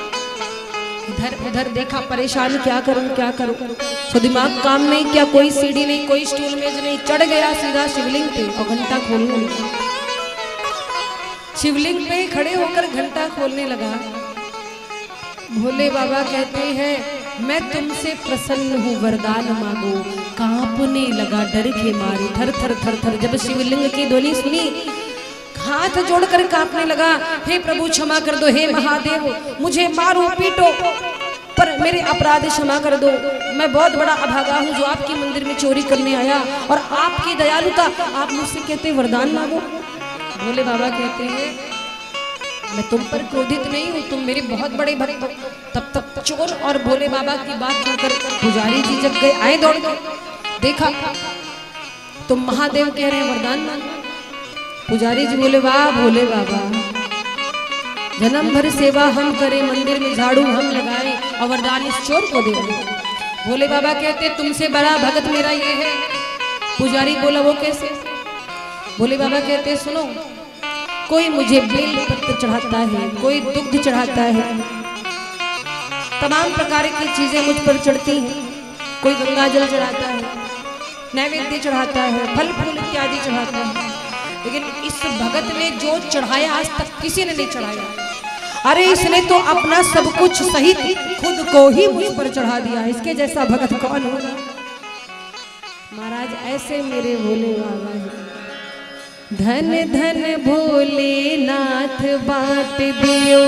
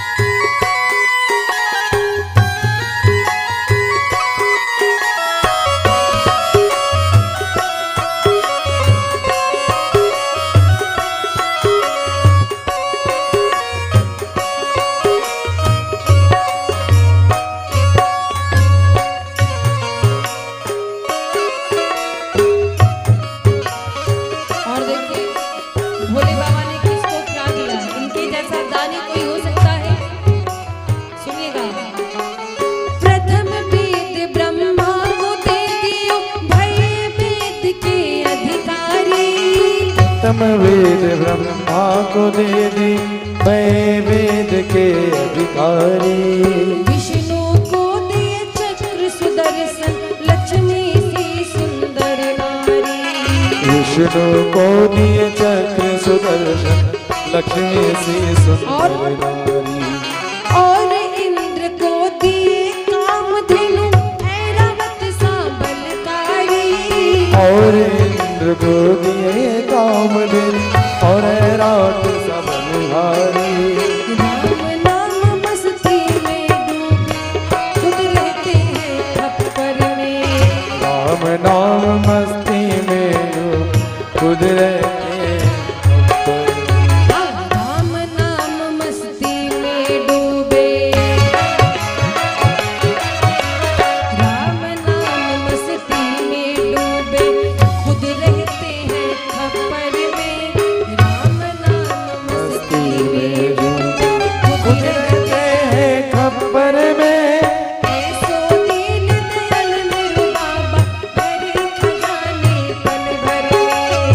ऐसो दीन दयाल मेरे बाबा भरे खजाने पल भर में। धन भोलेनाथ बांट दियो हरि भोलेनाथ बांट दियो तीनों लोक एक पल भर में। धन धन भोलेनाथ हाथ बांट दिए तीनों लोक युग पल भर में। ऐसो दीन दयाल मोरे बाबा भरे खजाने पल भर में। ऐसो दीन दयाल मोरे बाबा भरे खजाने पल भर में।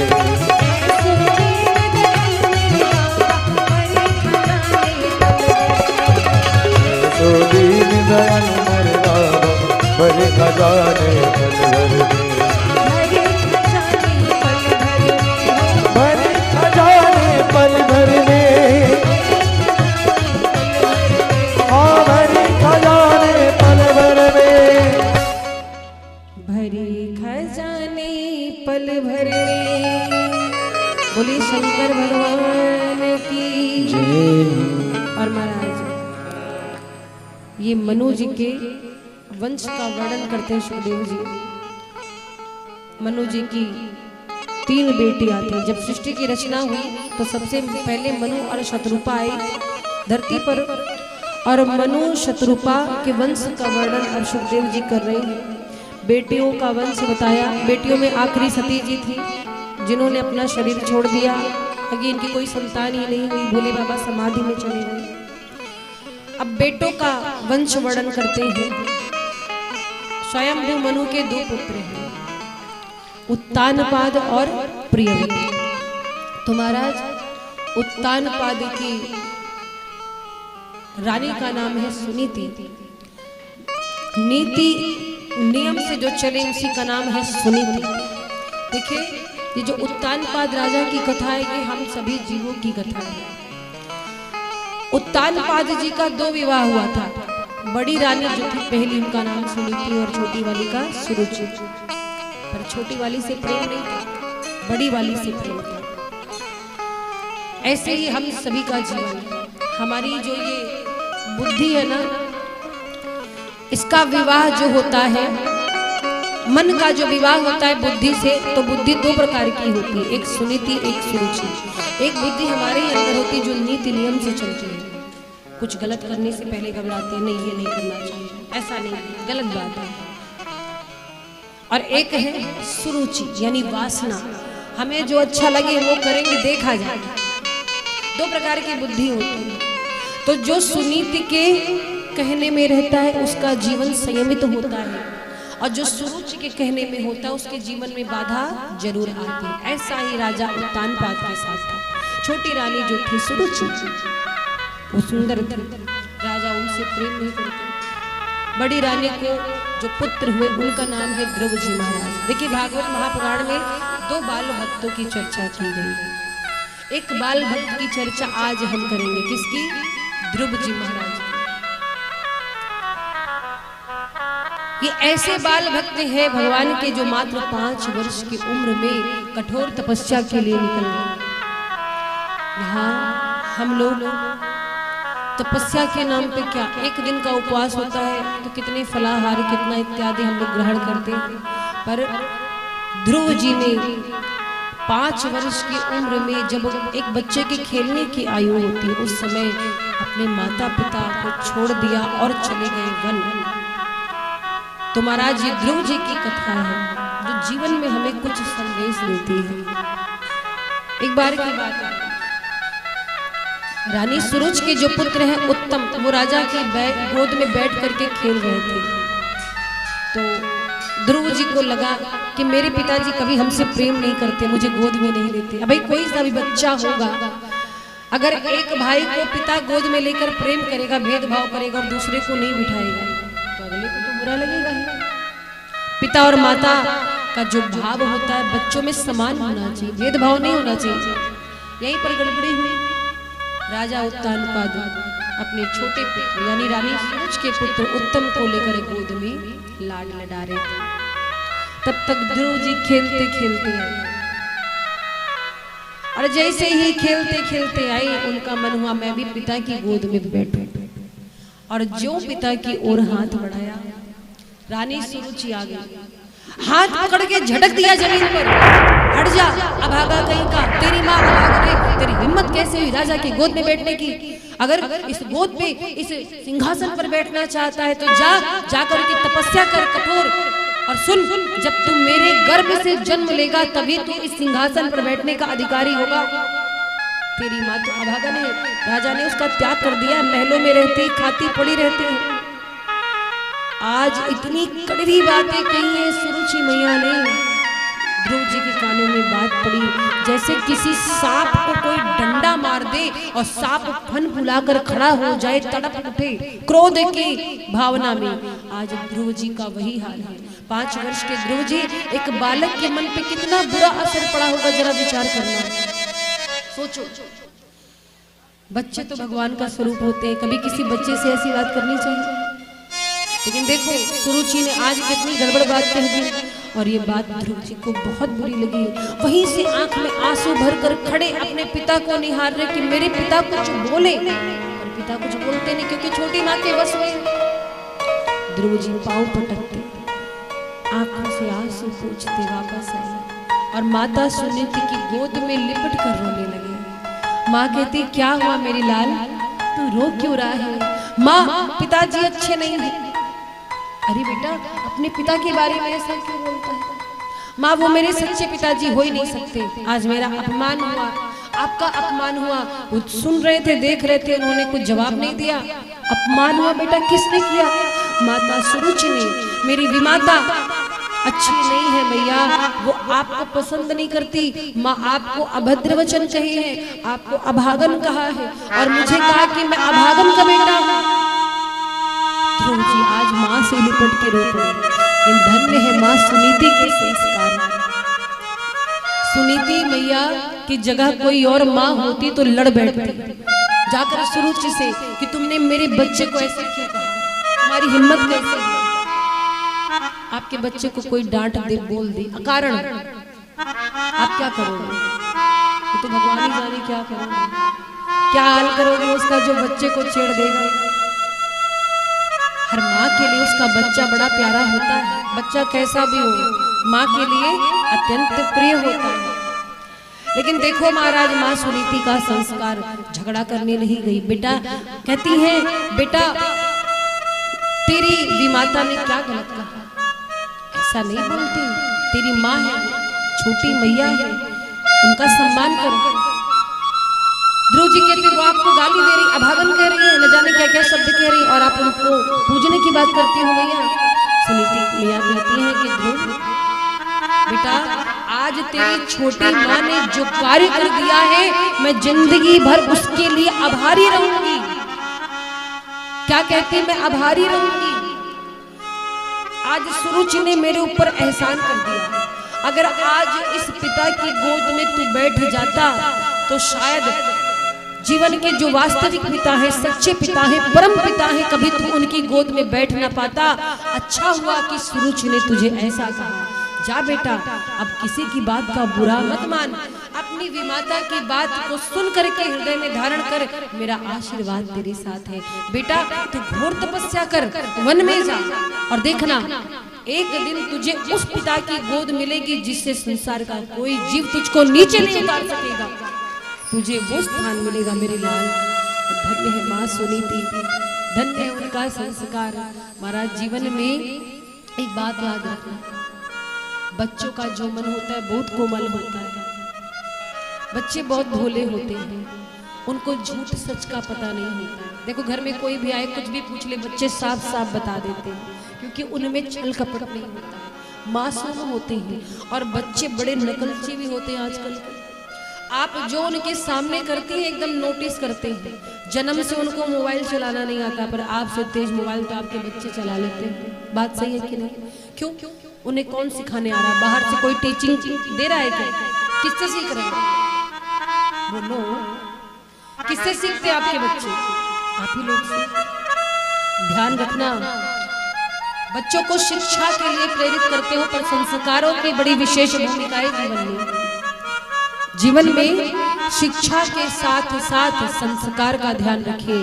अगर आपने बच्चे को अभी संस्कार नहीं दिया तो आगे चल कर के बच्चे बहुत रोएंगे। एक बार बचपन में महंगे से महंगा उपहार मत दो, पर यदि संस्कार नहीं दिया तो बच्चे जीवन भर रोते हैं।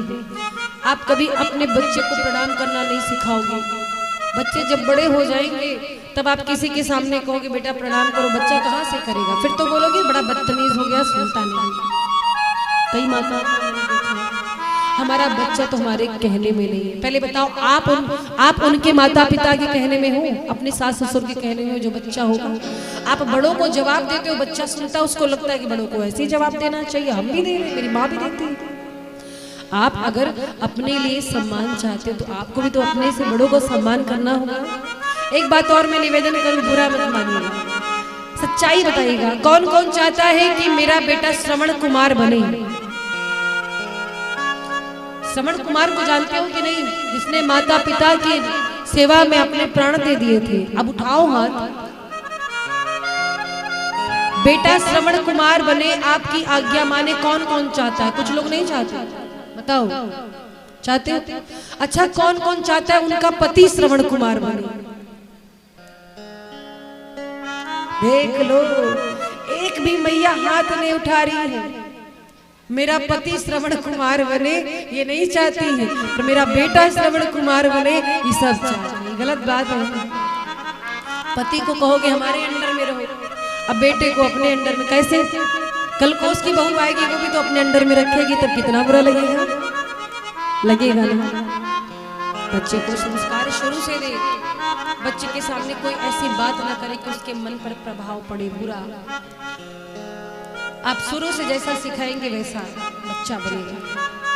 मैंने एक जगह और ये बात कही थी, आज फिर मैं उचित समझती हूँ इसलिए कहती हूँ, बुरा मत मानिएगा।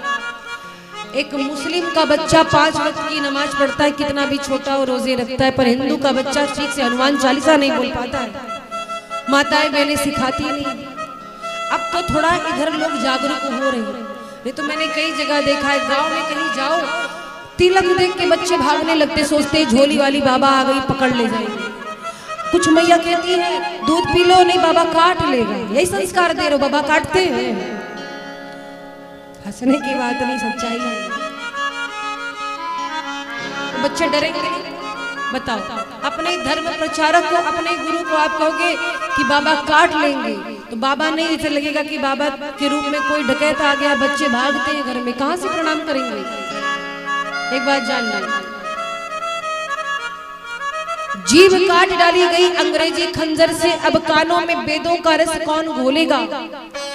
जीभ काट डाली गई अंग्रेजी खंजर से, अंग्रेजी खंजर से जीभ काटी गई, मतलब समझ रहे हो? ये प्रणाम नमस्कार का जमाना जा रहा है, हाय हेलो का जमाना आ रहा है। प्रणाम बड़ा कहने पे करते हैं तो क्या छूते? चरण नहीं, घुटना, घुटना छू लेते हैं, तभी सारी बुद्धि भी घुटने में आ जाती है। पहले लोग चरण छूते थे, चरणों से किरणें निकलती थी, आशीर्वाद मिलता था। एक भी बात मैं मिथ्या नहीं कहूंगी, आशीर्वाद का मतलब आप किसी के चरण दोनों हाथों से छुएंगे, उसमें आपका फायदा है। चरण छूते हैं तो अगला आपके शीश पर हाथ रखता है, रेसेस निकलती है पॉजिटिव, जो हमारे मस्तिष्क को एक्टिवेट करती है। अभी क्या है, तो भी कहता है ठीक है जाओ अपना काम करो, ऐसे प्रणाम हो रहा है। ऐसे आजकल की पीढ़ी हो रही है। तो सुनो, जीभ काट डाली गई अंग्रेजी खंजर से, अब कानों में वेदों का रस कौन घोलेगा? जीभ काट डाली गई अंग्रेजी खंजर से, अब कानों में वेदों का रस कौन घोलेगा? और आजकल की पीढ़ी को मोबाइल से फुर्सत नहीं, भविष्य में गीता रामायण की पुस्तक कौन खोलेगा? कौन खोलेगा? बताओ जरा। तो इसलिए ध्यान दो इस बात को भैया, अभी से बच्चों को अच्छी बात सिखाओ। अभी से नहीं सिखाया, आगे चल करके आपका बच्चा कुछ नहीं सीखेगा, फिर रोएगा, और रोएगा आप उसको समझाओगे तो लड़ेगा आपसे, आपसे कहेगा कि हम अपने मन की करेंगे, और तब बैठ करके रोएगा। कर्माबाई का नाम सुना आप लोगों ने? कर्माबाई इतनी छोटी थी, लेकिन ऐसी भक्ति की अलख जगी कि भगवान कर्माबाई का खिचड़ा खाने स्वयं आए। एक बार कर्माबाई जी बहुत छोटी थी, माता पिता भोग लगाते श्री ठाकुर जी को, खिचड़ा खिलाते। कर्माबाई देखती, माता पिता किसी कार्य से जा रहे थे तीर्थ में, बोले कर्मा अब तुझे कुछ दिन ठाकुर जी की सेवा करनी है, खिचड़ा बनाना है, उसमें खूब गुड़ और घी का प्रयोग होता है खिचड़े में। बनाते हो कि नहीं आप लोग? कर्माबाई छोटी सी थी, बोले ठीक है माता जी पिताजी मैं करूंगी सेवा। गई माता पिता तो कर्माबाई सुबह उठी, स्नान किया, बढ़िया भोग तैयार किया, लाकर ठाकुर जी को के सामने रख दिया। अब पर्दा तो किया नहीं, भूल गई, बच्ची कहती है आओ आओ, ठाकुर जी आते नहीं। कर्माबाई जी कहती है अच्छा मीठा कम होगा तो और गुड़ ला के डाल दो, अच्छा घी कम है इसीलिए नहीं खा रहे हो। अच्छा महाराज ऐसा मीठा ऐसा घी का प्रयोग किया, सारा घी मीठा सब खत्म कर दिया, घर में गुड़ ही समाप्त हो गया। अब कहती है प्रभु आ करके पाओ भोजन, ठाकुर जी नहीं आते, पर्दा की नहीं है, रोते रोते सो गई। आप नहीं खाओगे तो मैं भी नहीं खाऊंगी, आज भूखो ही रह जाऊंगी।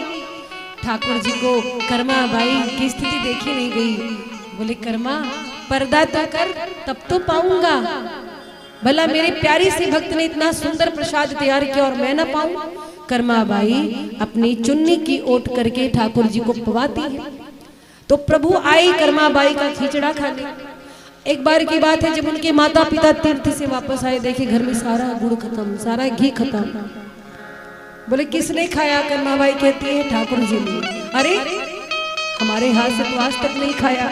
तो महाराज ये प्रेम की बात है, ये भक्त भगवान का प्रेम है। कर्माबाई कहती है थाली भर कर लाई रे खिचड़ो,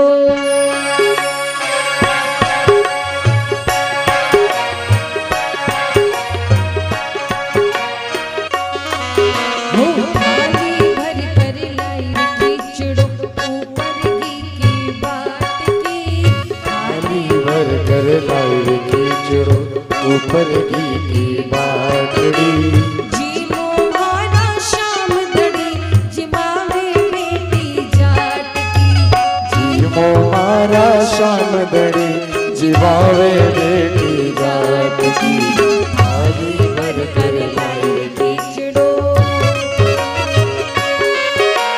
तालियों से सेवा करते हुए शाम प्यारे की।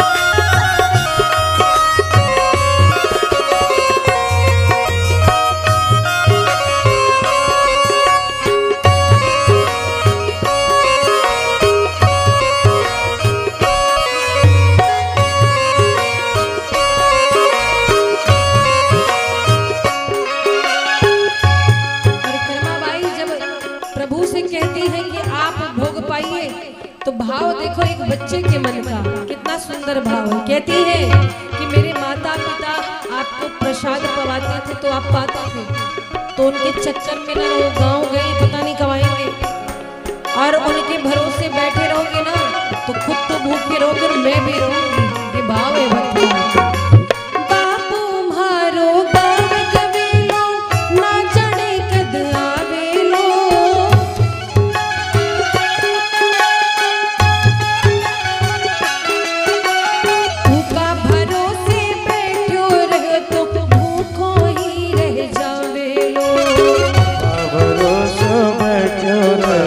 भूखो ही रह जावे, भूखो ही रह जावे लो, भूखो ही रह जावे लो। आज जिमाऊं तन खिचड़ो, आज जिमाऊं तन खिचड़ो, काल राबड़ी छाछ की, आज जिमाऊं तन खिचड़ो, काल राबड़ी छाछ की।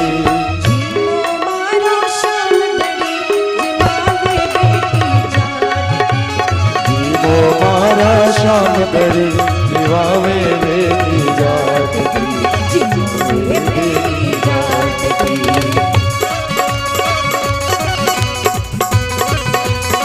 बोले श्याम प्यारे की।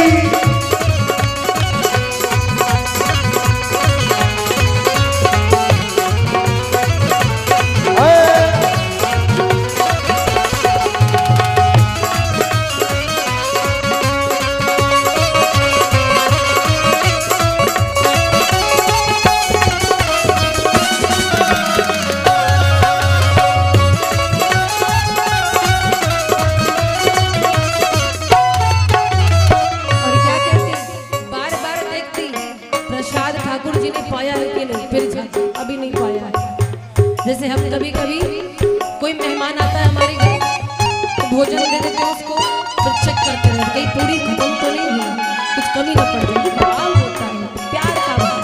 तो कहती क्या, बार बार मंदिर में जुड़ती, बार बार मैं खोलती, बार बार मंदिर ना जुड़ती, बार बार पट खोलती, कैया को नीच मेरे मोहन करड़ी करड़ी बोलती, कैया कोणी जी मेरे मोहन करणी करणी बोलती, हो कैया को नीच मेरे मोहन करड़ी करड़ी बोलती, कैया कोणी जी मेरे मोहन करणी करणी बोलती, तू जी में तो जद मैं जीऊं,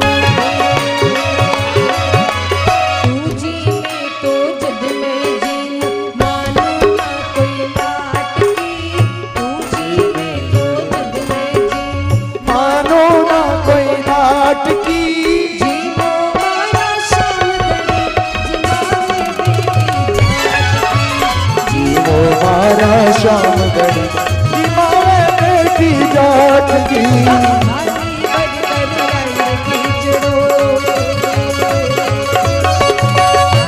भागी भर कर लाइन खींचड़ो, ऊपर घी की बात की, हरी भरने लाइन खींचड़ो, ऊपर घी की बाट की,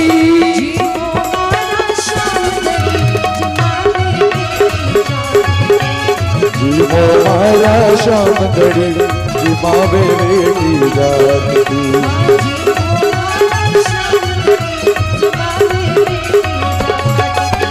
जीवो मारा शाम घड़ी, जिमावे बेटी जाट की, जिमावे बेटी जाट की, बेटी जाट की, जीम हो मारा शाम घड़ी, जिमावे बेटी जाट की, जिमावे बेटी जाट की, बोले श्याम प्यारे की जय हो। तो महाराज ये संस्कार बचपन से मिलता है बच्चों को। ध्रुव जी को बहुत सुंदर संस्कार दिया है। आज ध्रुव जी माता की आज्ञा को शिरोधार्य करके निकल पड़े वन की ओर। छोटे से 5 वर्ष के बालक, संकल्प इतना गहरा। माता को प्रणाम किया सोते में ही। और देखो दूसरा कोई होता तो कहता कि मेरी विमाता ने, छोटी माता ने और पिता ने मेरा अपमान किया है, मैं उनको प्रणाम नहीं करूंगा। पर सुनीति मैया ने कहा था कि छोटी मैया को भी प्रणाम करना। ध्रुव जी पहुंचे, माँ सूर्य जी के चरणों को स्पर्श किया, पिता श्री तानपाद के चरणों को स्पर्श किया और निकल पड़े आज भगवान के दर्शन के लिए। और महाराज आज धीरे धीरे जा रहे हैं और मन में विचार करें कोई जंगली पशु ना मिल जाए, कोई सिंह ना मिल जाए, भाई छोटे तो है। लेकिन फिर उनको माता के कहे एक वचन याद आए कि बेटा तू जहां जहां जाएगा तेरे नारायण तेरे साथ होंगे, तेरे नारायण तेरे साथ होंगे। बस इसी चीज को हम समझ लेना कि हम जहां जहां जा रहे हैं मेरे नारायण हमारे साथ हों, तो कभी हमारे साथ कुछ बुरा नहीं हो सकता, क्योंकि हम बुरा कर भी नहीं सकते। एक चीज देखा आपने, कहीं जाते हैं तो लिखा रहता है आप कैमरे की नजर में, तो वहां सावधानी करते हैं। कोई बच्चा सामान छूता डांटते, बेटा कैमरा लगाए, गंदी बात। क्यों? क्योंकि आपको पता है यहाँ कैमरा लगा है। बस इसी बात को नोट कर लो जीवन में। मॉल में, शॉप में आप सोचते हो कैमरा लगा है, अगर ये विचार कर लो कि ईश्वर के नेत्र रूपी जो कैमरे हैं वो सर्वत्र सब जगह विराजमान है, तो आपसे कभी गलती ना हो और ना आपको कभी भय शोक व्यापेगा। इस बात को याद रखना, बस समझने की बात है। लेकिन हम भूल जाते हैं, अपने कमरे में है तो सोचते हैं भगवान नहीं देख रहा, और उसकी तो दृष्टि हर जगह है, कण कण में है। ध्रुव जी गए, बड़ी कठोर तपस्या की है। कब? जब उनको नारद जी मिले। नारद जी परीक्षा लेने के लिए आए। भगवान ने कहा जाओ मेरे भक्त की परीक्षा लो। देखो कच्चा है कि पक्का।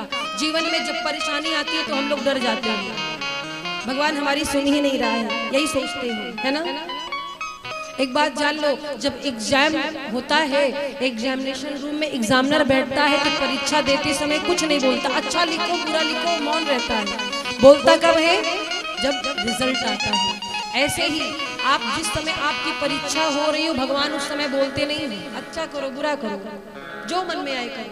वो तो जब परिणाम का समय आएगा तभी बोलेंगे, तभी आपको फल मिलेगा। तो महाराज इसीलिए कभी भी हारना नहीं चाहिए। ध्रुव जी की परीक्षा लेने के लिए नारद जी आए। नारद जी ने कहा, कहाँ जा रहे हो पुत्र? ध्रुव जी प्रसन्न हो गए। देव ऋषि नारद, आपके चरणों में कोटि कोटि प्रणाम, मैं भगवत प्राप्ति के लिए जा रहा हूँ। नारद जी कहते इस उम्र में, अरे बड़े बड़े संत हार गए, तुम आए बड़े भगवान को पाने, लौट जाओ, खेलने की उम्र है, जाओ माँ के गोद में खेलो, माँ के हाथ से भोजन करो, जब बड़े होना तब तपस्या करना। परीक्षा ले रहे हैं, जैसे सोने की कसौटी होती है, पीतल की नहीं होती, कसौटी सोने की होती, परीक्षा उसी की होती है जो परीक्षा देने लायक होता। हर कोई एग्जामिनेशन रूम में नहीं बैठता। जिंदगी में ये बात ध्यान रखना, आप पिक्चर देखते हैं, सबसे कठिन रोल जो बेस्ट एक्टर होता है उसी को दिया जाता है। तो यही समझ लो, हमारे साथ अगर कुछ गड़बड़ हो रहा है या बड़ी कठिनाई आ रही तो समझो भगवान ने हमको उस लायक समझा है कि हम कर ले जाएंगे, निभा ले जाएंगे। जैसे महिलाएं देखो तो कहा जाए कितनी कोमल होती हैं, माताएं, छोटी छोटी बात पे उनका दिल रोने लगता है, कोई बोल दे, लेकिन जब प्रसव का समय होता है वही माताएं कितनी कठोर हो जाती है। किसकी कृपा? ईश्वर की कृपा है, ईश्वर ऐसा उस समय बना देते हैं। तो इस बात को ध्यान रखो कि भगवान परीक्षा उसी की लेते हैं जो देने के योग्य हो। नारद जी ध्रुव जी से कहते हैं कि लौट जाओ। ध्रुव जी की आंखों में आंसू आया, कहते हैं गुरुवर, हमने तो सोचा कि आप और लोगों की तरह मुझे भी भक्ति का पाठ पढ़ाएंगे, मेरा मार्गदर्शन करेंगे, पर आप तो मुझे मेरे मार्ग से भटका रहे हैं। मैं नहीं जाऊंगा, मैं घर छोड़कर आया और भगवान को पाकर के जाऊंगा। नारद जी बोले, पिता ने थोड़ी बात क्या कह दी, माता ने डांट दिया तो तुमको बैराग्य हो गया, लौट जाओ। बोले नहीं, मुझे किसी का बात का बुरा नहीं लगा है, तो सच बताऊं तो मेरी माँ ने मुझे प्रेरित किया है, इसलिए मैं आया हूँ। नारद जी खुश हुए, बोले कोई गुरु बनाया? बोले आप मेरे गुरु बन जाओ, मेरे पास कोई गुरु नहीं है। नारद जी कहते ठीक है, आज मैं तुम्हें एक मंत्र देता हूँ ध्रुव, यहाँ से सीधा निकल जाओ वृंदावन की ओर, यमुना जी के तट पर वंशी वट पर श्री ठाकुर जी का हरि का नित्य निवास रहता है। जाकर के नियम से तुम इस मंत्र का उच्चारण करना, भगवत प्राप्ति होगी। बच्चे मेरा आशीर्वाद है। और कौन सा मंत्र दिया, आइए कुछ क्षणों के लिए उस मंत्र को हम भी जाप करेंगे। ओम नमो भगवती वासुदेवाय, ओम नमो भगवते वासुदेवाय,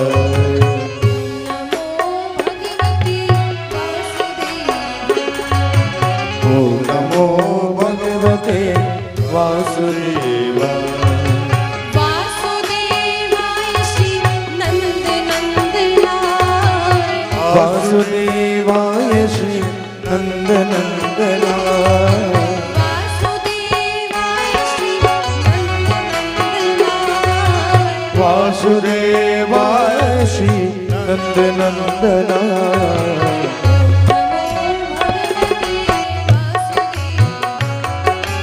ओम नमो भगवते वासुदेवाय।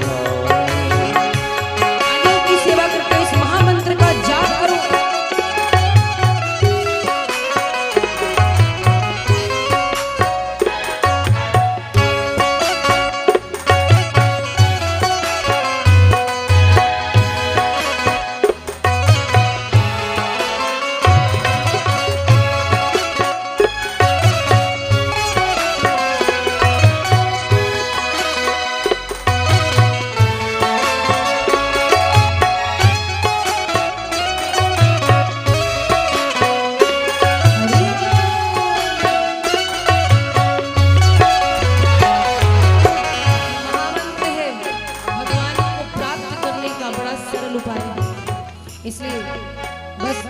देखते रहो और आप लोग भी बोलो ओम नमो भगवते वासुदेव।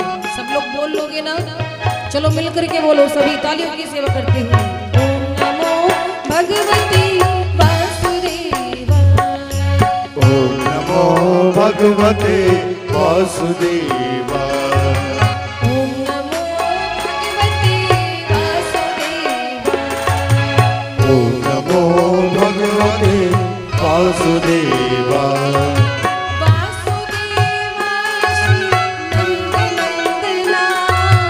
वासुदेवाय श्री नंदनंदनाय।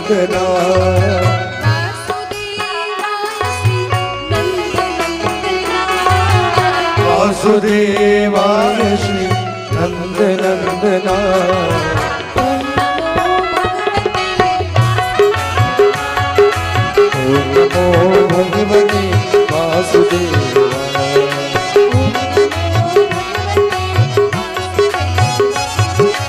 ओम नमो भगवते वासुदेवाय।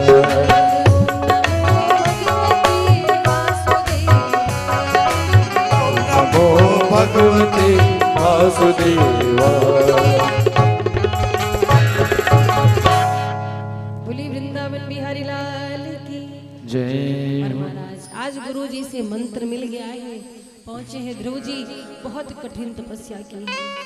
सबसे पहले तो भोजन का त्याग, धीरे धीरे फल खा करके तपस्या करी है, इसी मंत्र का जाप किया। धीरे धीरे फल भी छोड़ दिया, फिर जल पर आ गया। सूखे पत्ते खाकर तपस्या की है ध्रुव जी ने, ऐसी कठोर तपस्या। कुछ समय बीता, सब कुछ छोड़ दिया, केवल वायु पी करके तपस्या करने लगे। 6 महीना होने वाला था। एक पांव पर खड़े होकर के दोनों हाथ को जोड़ करके वायु पी करके तपस्या करने लगे।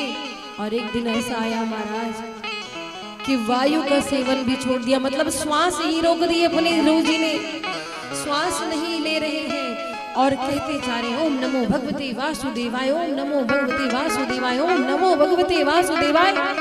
और जैसे महाराज अपनी श्वासें रोकी, सारे संसार के जीवों की श्वास रुक गई। ध्रुव जी की श्वास रुकी। जितने देवता हैं, ऋषि हैं, गंधर्व हैं, असुर, दानव, पशु, पक्षी, सबकी श्वास रुक गई। अब सबके प्राण संकट में आ गए। और महाराज सारे देवता भागी भागी प्रभु के पास आए। हे प्रभु रक्षा करो, हे नारायण रक्षा करो। भगवान बैठे मुस्कुरा रहे, क्या हुआ देवताओं, क्यों आए हो मेरे पास? प्रभु न जाने कैसी विपत्ति आ गई, समस्त संसार में कोई भी जीव श्वास नहीं ले पा रहा है। न जाने हमारे कंठ क्यों अवरुद्ध हो रहे, प्राण अवरुद्ध हो रहे, हम भी मर जाएंगे। प्रभु आप रक्षा करो।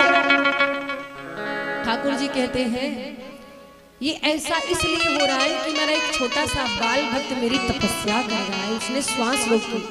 देवता कहते हैं प्रभु फिर काहे को विलंब कर रहे हैं, अरे तुरंत जाइए उसको दर्शन दीजिए, हमारी प्राण बचे। भगवान कहते हैं नहीं जाऊंगा। देवता कहते हैं प्रभु ये कैसा अन्याय है, आप तो दयालु हैं, शरणागत वत्सल हैं, भक्त वत्सल हैं, और आप कह रहे कि नहीं जाएंगे। भगवान कहते हैं दर्शन करने नहीं जाएंगे, दर्शन देने नहीं जाएंगे। तो कहते हैं मेरा छोटा सा भक्त इतनी कठिन तपस्या कर रहा है, ऐसे भक्त को दर्शन देने कौन जाएगा, मैं तो उसके दर्शन करने जाऊंगा। मैं ठाकुर जी कहते हैं और गरुड़ पर आरूढ़ होकर के चल पड़े महाराज। जैसे ही गरुड़ पर आरूढ़ हुए पहुंचे हैं और महाराज ठाकुर जी सामने खड़े हैं, ध्रुव जी के नेत्र बंद हैं, वो तो मन में ओम नमो भगवती वासुदेवाय का जाप कर रहे हैं। उनके हृदय पटल पर भगवान की सुंदर छवि है, इसी का ध्यान कर रहे हैं। ठाकुर जी समझ गए कि जब तक इनके हृदय पटल पर मेरी छवि रहेगी आंख खोलेंगे नहीं। बताओ हम बैकुंठ से आके इनका रास्ता देख रहे हैं, आंख बंद करें, अभी भी मंत्र जप रहे हैं।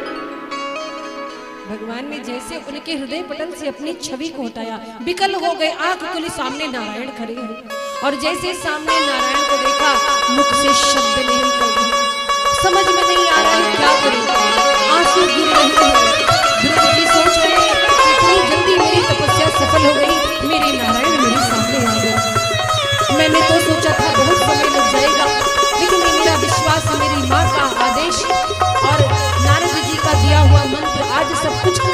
गया। और महाराज खड़े हैं ध्रुव जी, भगवान को देख रहे हैं, स्तुति गाने का मन कर रहा है, पर कभी गुरुकुल तो गए नहीं, विद्यालय गए नहीं, तो छंदों का ज्ञान नहीं, श्लोक का ज्ञान नहीं, संस्कृत का ज्ञान नहीं।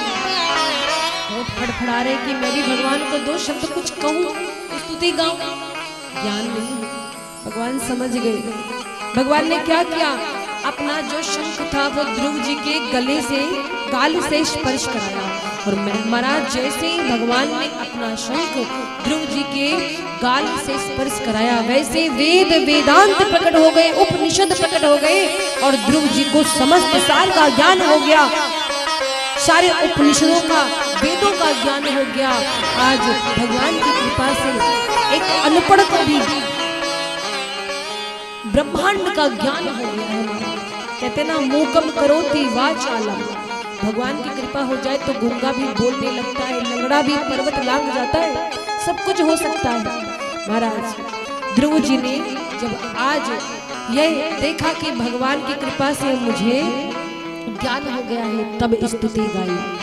और महाराज जब ध्रुव जी स्तुति गाते हैं, योन्ता भविष्य मम वाच निवाम प्रसुप्ताम, कहते हैं कि हे प्रभु अभी तक मेरी सोई हुई वाणी थी, आपने अपनी कृपा से इसको जागृत कर दिया। आज जो मैं बोलने के लायक हूँ, आपने बनाया है मुझे उस लायक, आपकी बहुत बड़ी कृपा है। स्तुति गाते हैं। भगवान कहते हैं वो बात ठीक है, ध्रुव जी बोलो क्या चाहिए। ध्रुव जी कहते हैं प्रभु आपका दर्शन हो गया, कुछ नहीं चाहिए। भगवान कहते यही तो समस्या है, हम जानते नहीं आप यहाँ क्यों आए थे। पिता के नगर को छोड़ करके सिंहासन प्राप्त करने आए थे, बोलिए सही है कि नहीं? आपको तो पिता की गोद में बैठना था, छुपाते क्यों? भगवान कहते हैं मत मांग इस जमाने से, ये जमाने वालों से मांगोगे दे करके सुनाएंगे। और ये सच है, मत मांग इस जमाने से, ये दे करके सुनाते हैं कि आज जो एक बार एहसान तो लाख बार जताते हैं, और मांगना है तो वहां जाओ जहां मांगने के लिए बड़े बड़े सेठ साहूकार भी जाते हैं। डायरेक्ट कांटेक्ट करो, क्या मतलब है दुनिया वालों से कहने का। तुम्हारा आज ध्रुव जी को भगवान कहते हैं कि ध्रुव जी आपको मैं सर्वोच्च स्थान प्रदान करता हूँ। उत्तर दिशा में आपका स्थान होगा अडिग।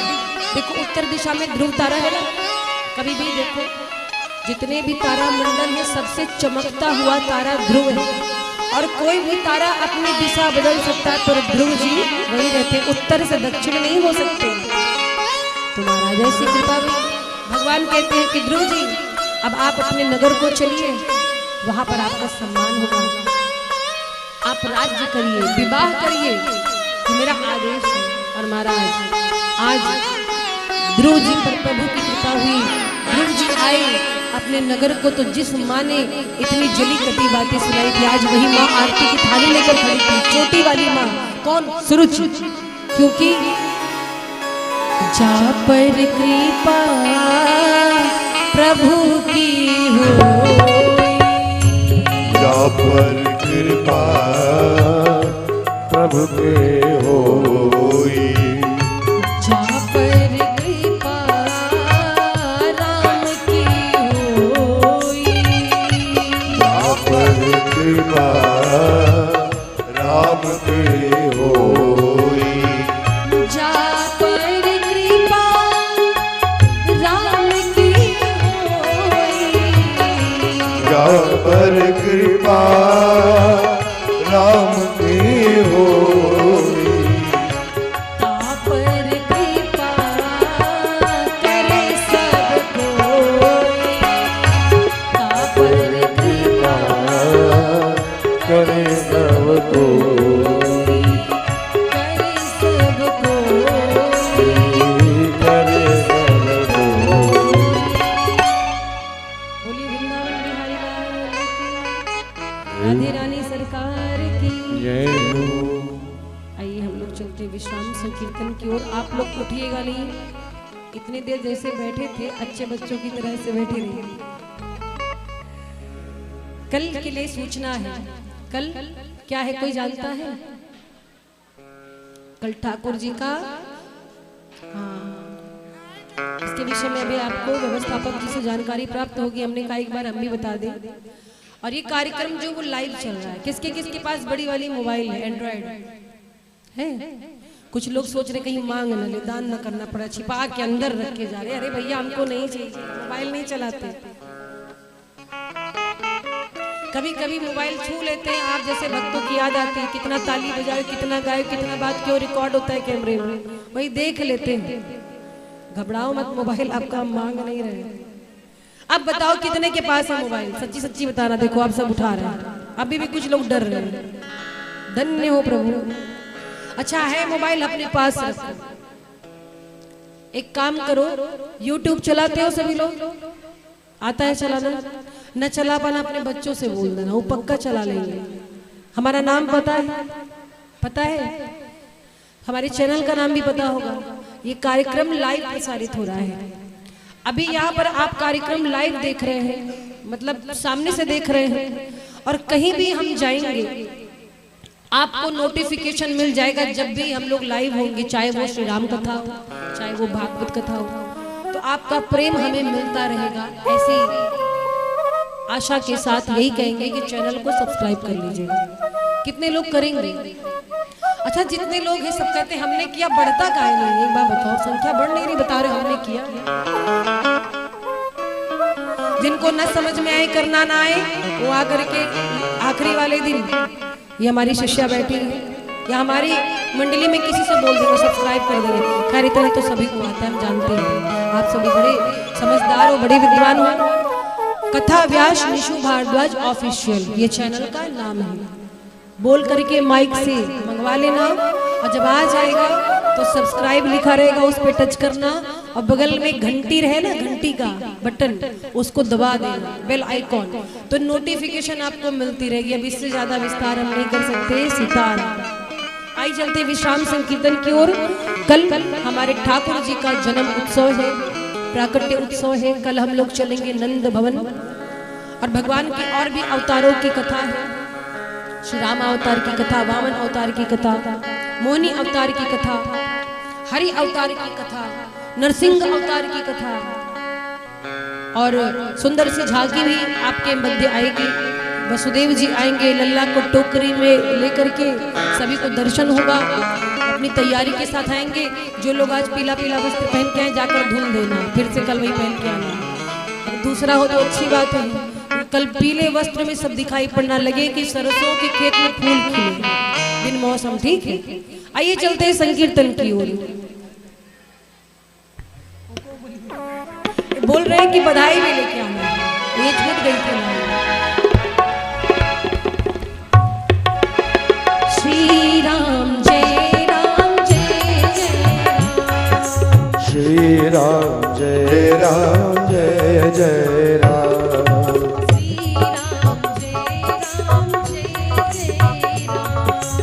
श्री राम जय राम जय जय राम।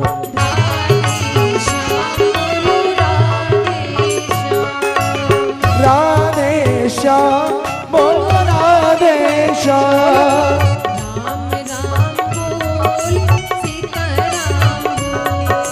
राम राम बोल सीताराम बोल।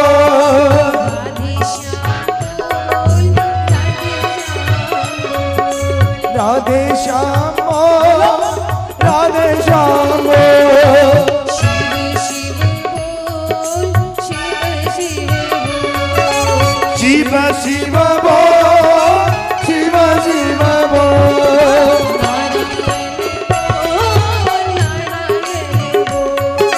नारायण बोल, नारायण बोल।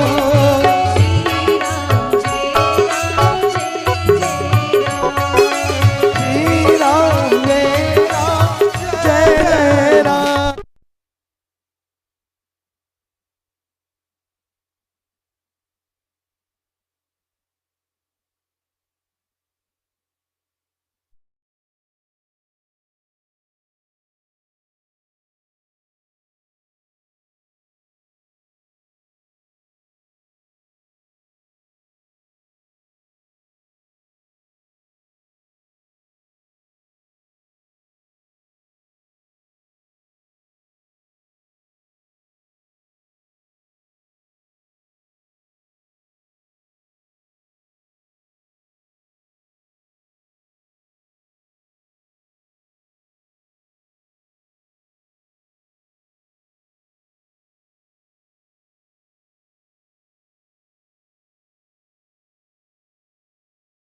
राम जय जय राम श्री राम जय जय जय राम जय सिया राम जय जय सिया राम जय सिया राम जय जय सिया राम हरि बोल श्री राम जय जय राम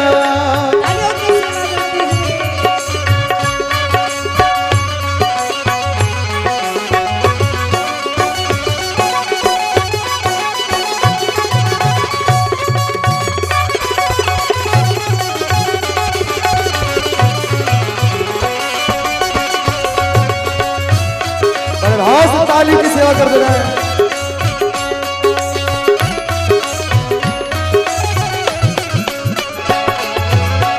सभी लोग की आवाज आनी चाहिए। आप ये मत सोचो सामूहिक रूप से बोलोगे तो हम समझ नहीं पाएंगे। एक व्यक्ति की आवाज कान में आ रही है।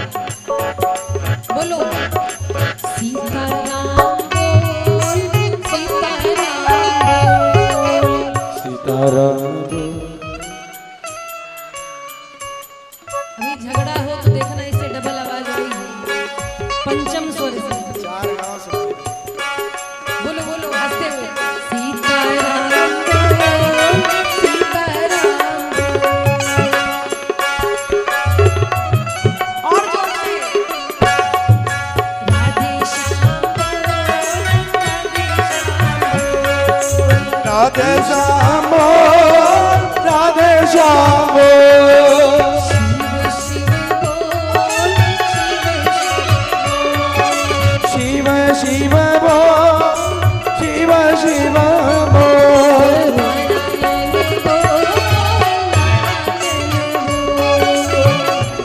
नारायण बोल, नारायण बोल। नारायण बोल नारायण बोल श्री राम जय राम जय राम श्री राम जय राम जय राम राधे श्याम बोलो राधे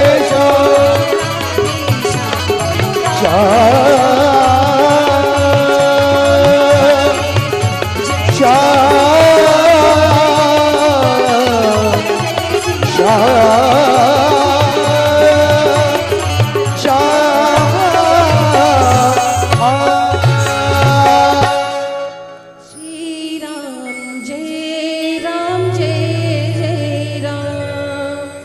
बोलिए वृंदावन बिहारी लाल की, राधे रानी सरकार की, श्रीमद् भागवत महापुराण की जय हो बोलो हनुमान जी महाराज की जय बोलो राघवेंद्र सरकार की जय हो बोलो शंकर भगवान की जय बोलो गौ माता की जय बोलो अयोध्या धाम की जय हो चारों भैया की जय सरयू मैया की जय हो नमः पार्वती पतये हर हर महादेव मुख्य यजमान जी आ जाएं पर अवध धाम से पधारे कथा व्यास परम पूज्य निशु भरद्वाज जी के मुखारविंद से आप लोग श्रीमद् भागवत कथा का श्रवण कर रहे हैं। किन किन लोगों को कथा अच्छी लगी थोड़ा हाथ उठाओ। अच्छी लगी कि ना लगी? लगी तो जोरदार जोरदार। क्या बात है, समझदार हैं आप लोग। कल बाल कृष्ण का प्रागट उत्सव मनाया जाएगा। जन्म उत्सव नहीं, प्रगट उत्सव। आप लोग धूमधाम से तैयारी बना कर आइएगा। चॉकलेट बिस्कुट खिलौना विलौना जो भी होगा बधैया में आप लोग ले आइएगा। और आप लोग अपने स्थान पे खड़े हो जाओ आरती के आप लिए। सभी लोग आरती के लिए खड़े हो जाएं। ओम ह्रीं ओम ॐ चंद्रमा मनसो जात चक्षु सूर्यो अजायत स्रोत। मंच पे वही लोग रहेंगे जजमान लोग। मंच के अलावा जजमान के अलावा कोई नहीं आएंगे मंच पे, सिर्फ जजमान लोग रहेंगे। आचार्य जी ध्यान रखिएगा।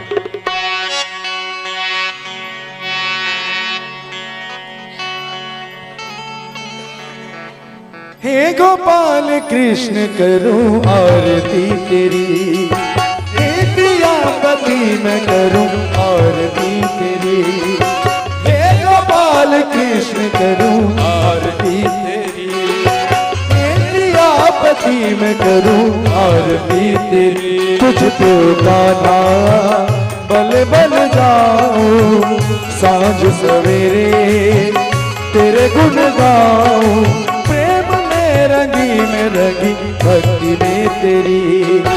हे गोपाल कृष्ण करूं आरती तेरी,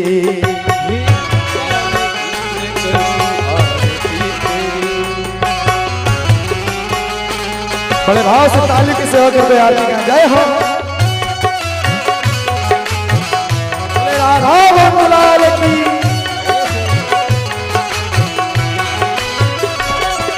हो, ये माटी का कण है तेरा, मन और प्राण भी तेरे।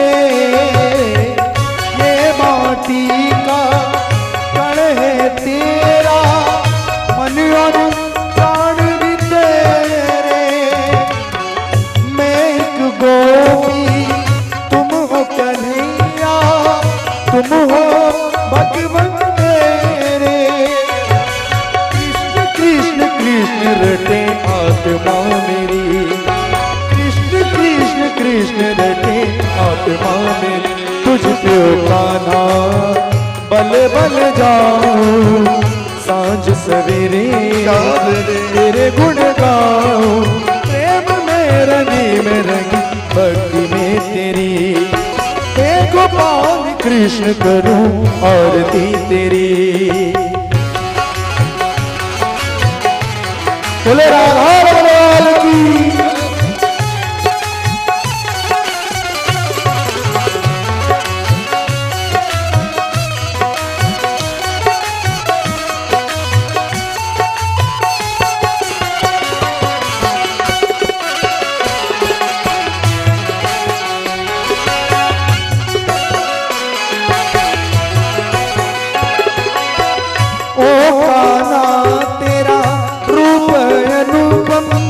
मन को हरता जाए, ओ काला तेरा रूप अनुपम, मन को हरता जाए। मन ये चाहे हर पल अखियाँ तेरा दर्शन पाए, मन ये चाहे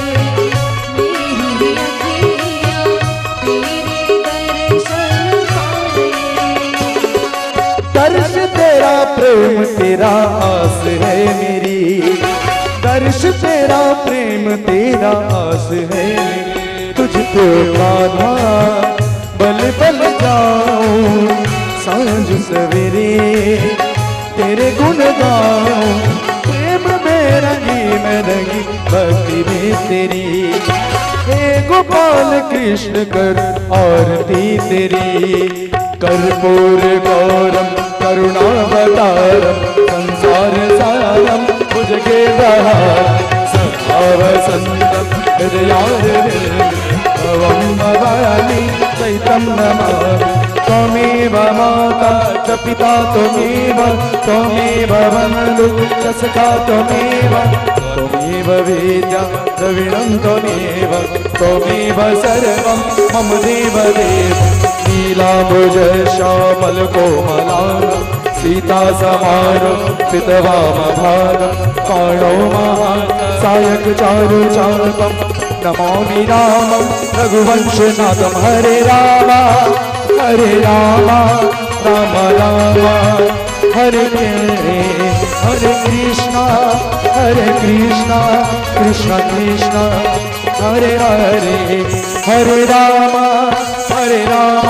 राम राम हरे हरे कृष्णा कृष्ण कृष्ण हरे हरे। तट तट बंशी वाले गोकुल के राजा, मेरी अखियां तरस गई अब तो आजा। नट गढ़ वंशी वाले गोकुल के राजा, मेरी अखियां तरस गई अब तो आजा। कृष्णा हरे कृष्णा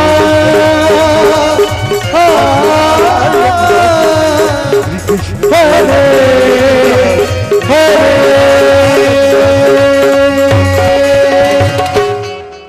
जलेन शीतलीकरणं पुष्पे देवादिवन्दनम् आराट्यग्रहणं दैवाभिनन्दनं स्वीयात्मनं ग्रहणं मंत्रवधपांजलिम। आप सभी लोग हाथ जोड़ करके भगवान से प्रार्थना करें। ओम यज्ञेन यज्ञमय जन्त देवासानि धर्माणि प्रथमान्य संज्ञादेहनाकं महिमानः सजन्त यत्र पूर्वे साध्याः सन्ति देवाः सेवन्ति कावकुलचम्पकपाटलब्जे पुण्यागजातिकरवीररशाल्य पुष्पे बिल्वप्रवाल तुलसीदलमञ्जरी वेस्त्वं पूजयामि जगदीश्वर मे प्रसीद। नानासुगन्धपुष्पाणि यथा कालोद्भवानि च पुष्पाञ्जलिर्मया दत्ता गृहाण परमेश्वर। प्रार्थना पूर्व मंत्र पुष्पांजलिं समर्पयामि नमस्करामि प्रणमेते। चढ़ा करके प्रणाम करें। बोले श्रीमद् भागवत महापुराण की जय। बोले वृंदावन बिहारी लाल की जय। बोले ध्यानाथ भगवान की जय। बोले राजा रामचंद्र जी महाराज की जय हो। बोले बांके बिहारी लाल की जय हो। बोले राधा रानी सरकार की जय हो। बोले अवध धाम की जय हो। बोले वृंदावन धाम की जय हो। बोले संत समाज की जय हो। बोले सत्य सनातन धर्म की जय हो। धर्म की जय हो। धर्म की जय हो। अधर्म का नाश हो। कल ही समझाया था कि जय थोड़ा तेज से बोला करिए। खाना ना नहीं खा के आते क्या? देर से आते उसके बाद भी भूखे आते हैं। कम से कम देर से आते तो भोजन करके आया करिए। धर्म की जय हो। अधर्म का नाश हो। प्राणियों में सद्भावना हो। विश्व का कल्याण हो। गौ माता की जय हो। गौ माता की जय हो। गौ हत्या बंद हो। गौ हत्या बंद हो। नमः पार्वती पदे हर हर महादेव शंभु। काल हर कंठक हर दुख हर दारिद्र हर भक्तों के भंडार को भर यजमान के कार्य को सिद्ध कर। नमः पार्वती पते हर हर महादेव।